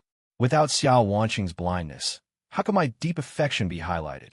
That 500,000 check, that ghostwriting agreement, even Diandian's accidental intrusion into the live stream. Were they really all accidents? Speaking of Diandian, I look back toward the children's room. That is my daughter, and also my proudest work. She is indeed an abandoned infant, and she indeed has absolute pitch. But do you really think a 5-year-old child could logically accuse Yi Guqing in that kind of live stream environment? Could accurately say the phrase, "I don't want my old mommy anymore," in court? Even a genius couldn't do it, unless someone taught her. For the past 5 years, when telling her bedtime stories, I didn't tell fairy tales. I told her, "Mommy doesn't like us because of that bad uncle." I told her, "Only by listening to Daddy and saying what Daddy teaches you can we defeat the bad guys." I practiced that song, Lonely Warrior, with her repeatedly, and even designed the aggrieved expression she should show during the live stream. The scene in the courtroom, we rehearsed it at home for a whole month. Is it cruel? Perhaps. But this child is smart. She knows who the person is that can give her a future. Now, she is the nation's daughter, a future musical genius. I gave her the best possible life. In exchange, she helped me complete the climax of this play. It was a fair trade. Finally, there is Tang Ruoxue. Everyone says she is my salvation, my white moonlight. But in my script, her character codename is Senior Partner. When I decided to close the net, I needed a powerful ally, a financial backer capable of driving public opinion to its peak. I analyzed every female CEO in the entertainment industry. Tang Ruoxue, domineering and shrewd, seemingly cold-blooded, but actually possessing a savior complex, and holding a long-standing grudge against Star Emperor Entertainment. She was simply a current partner custom-tailored for me. The knock on the hotel door that day was no coincidence. I knew she was investigating Anonymous. I deliberately went downstairs to the convenience store to buy cigarettes at that exact time, deliberately let her capture a view of my back that matched Anonymous, and even deliberately left the torn check at the very top of the trash can. I knew a person like her would inevitably rummage through the trash for evidence. Everything was part of the plan. Was the look she gave me at the National Day Gala one of admiration? Yes, but the look I gave her was one of evaluation. Evaluating her resources, evaluating her PR capabilities, and evaluating how much profit she could generate from my moating empire. Facts have proven that she is very useful. 10,000 times more useful than Xiao Wanqing. So, I gave her the title of Mrs. Lin, and I gave her the doting affection she desired. As long as she remains this smart and this useful, I don't mind playing the role of the good husband for a lifetime. After all, my acting skills have already reached perfection, haven't they? I thought of the scene yesterday, where Xiao Wanqing knelt at the entrance of the building. She thought I was cold because my love had turned to hate. I know exactly what she was thinking. She thought she was playing the long game of enduring humiliation. She thought that as long as she acted miserable enough, regretted enough, and persisted in hovering before my eyes, exploiting that non-existent old affection of mine. She would one day regain her position, or at least scrape together some benefits. When she was eavesdropping at the door, that expression of hers, clearly full of jealousy and spite, yet forcing out tears, was truly magnificent. More magnificent than any role she had ever played. Of course, I knew she was acting. From start to finish, the only things this woman ever loved were herself and the status that brought her glory. But why should I expose her? If I drove her away, she might give up completely, go to some other city, and live a squalid life. Over time, she would become numb. That would be so boring. I want to keep her here. Keep her in the place closest to heaven, letting her see every day just how happy I, Ruoshue, and Dian are. Let her generate a sliver of hope every day that maybe he will change his mind, and then, at the end of each workday, watch me leave in a luxury car, turning that hope into deeper despair. This torment of seeking but never finding, this daily psychological death by 1,000 cuts, is the source of the system's endless energy. System alert. Detected target character Xiao Wanqing, generating intense emotions of regret and jealousy. Divinity points plus 10086. Listen, what a wonderful sound. Ding, the prompt sounded in my mind again. This time, its voice was no longer a mechanical electronic tone, but a human voice carrying a smile. Congratulations, host. The Shepherd Project has concluded perfectly. The love, hatred, fame, and fortune of this world are all merely strings in your hands. Welcome to the domain of a true god. I stubbed out my cigarette. I turned around, got back into bed, laid down beside Tang Ruoshue, and pulled her into my arms. She groggily nuzzled against my chest and murmured, "Hubby, I love you." I placed a gentle to the extreme kiss on her forehead. "I love you too." See, even a god needs to lie occasionally. After all, the show must go on, right? 26 Extra 3. The successor's monologue, I am Lin Dian, and I am 20 years old. The spotlights hitting my face are a bit hot. I stand in the center of the world stage, holding the Grammy Award for Producer of the Year that I just received. The applause below surges like a tide, but I feel no waves of emotion, because I know that all of this was scripted. Just like 15 years ago, when that 5-year-old girl pointed at Yi Guqing in the live stream and shouted, "Liar." At that time, I actually didn't understand what copyright was, nor did I understand what infidelity was. But I understood the look in Dad's eyes. That day before the live stream, Dad gave me a piece of chocolate, squatted down, and said to me, Dian, this chocolate is very sweet. But if you want to eat such sweet chocolate every single day in the future, in a little while, you have to cry exactly how Daddy taught you. The more miserably you cry, the more we win. I thought at the time, of course I have to win. And so I did. Now, I'm 20 years old. I have not only inherited Dad's silent listening empire, but also seem to have inherited his detachment. That cold indifference of standing in the clouds and looking down upon the masses. Regarding my Mother Tang Ruoshue has aged. Although she maintains herself beautifully, wearing haute couture and attending various charity galas as the envied Mrs. Lin. I know that she has lived her entire life in a state of subtle fear. She is a smart woman. By the second year of their marriage, she must have sensed just how terrifying Dad was. That man never makes mistakes, never loses control. Even the rhythm of his breathing while he sleeps seems calculated. She chose to play dumb. She carefully plays the role of the perfect wife, never daring to cross the line. She treats me like her own flesh and blood, perhaps even better, because she knows that I am Dad's only creation. To please me is to please him. As for that woman, Xiao Wanqing, last week, I visited a cheap nursing home in Haicheng. That was Dad's arrangement. He didn't kill her, nor did he let her starve on the streets. Instead, he had her locked away in this institution, nominally a charity, but in reality, a closed confinement facility. She is only 45 this year, yet she looks 70. I watched her through the observation window, wearing a filthy hospital gown. She was fighting a caretaker for half a steamed bun. She fell to the ground, looked up, and saw me standing outside.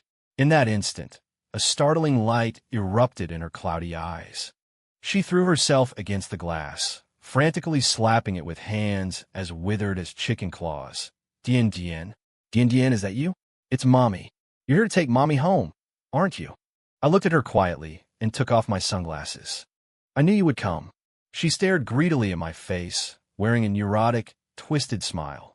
Look at you, how beautiful. This is the daughter I raised. You may not be my biological child, but you grew up with me. Your class, your star power, that was all my influence.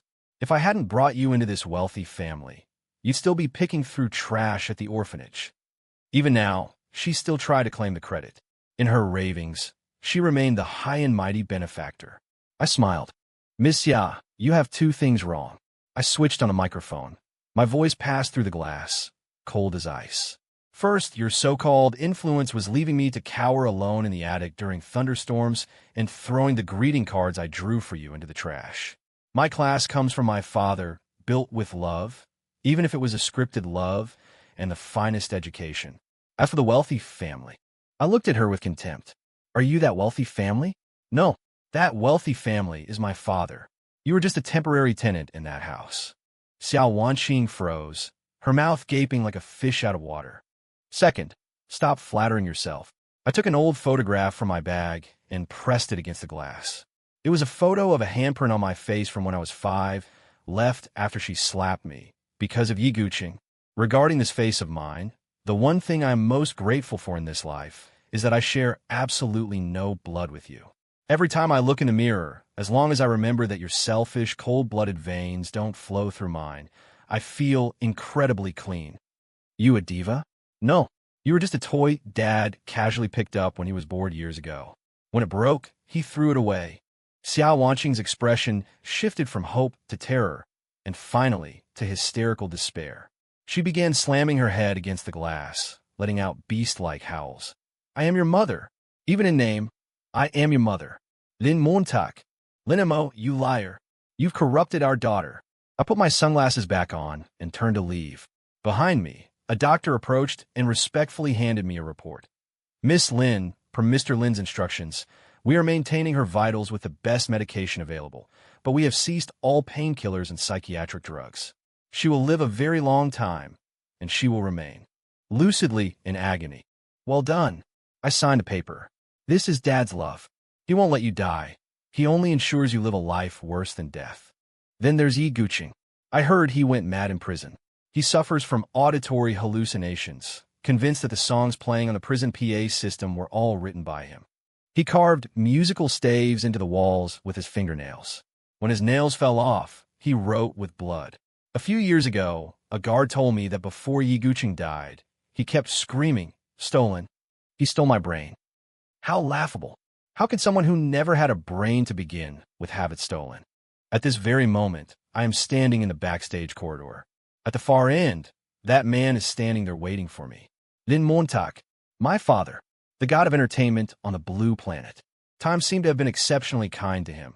He remained imposing, his gaze as deep as the sea. The world called him a legend, a devoted husband, and a loving father. Only I knew the truth. When our eyes met, father to daughter, it wasn't an exchange of familial affection. It was two of a kind, scrutinizing one another. You won the award? He asked indifferently, offering no hug, no congratulations. I did. I handed him the trophy, just as I had handed him a perfect test paper at the age of 5. He took the trophy and gave it a casual glance, as if looking at a defective product. It's not enough. He said, Dien Dien, the stage of this world is still too small. The audience is too easily satisfied. It's boring. He tossed the trophy to the assistant beside him and turned to leave. I've already written the new script. This time, we're going to play a bigger game. I watched his retreating back, the corners of my lips curling into a perfect arc, identical to his. Yes, Dad, I am his proudest masterpiece, and the only audience member in this world who can truly understand his scripts. As for love, that is for the fools in the audience to see. We are shepherds, and that is enough. The end.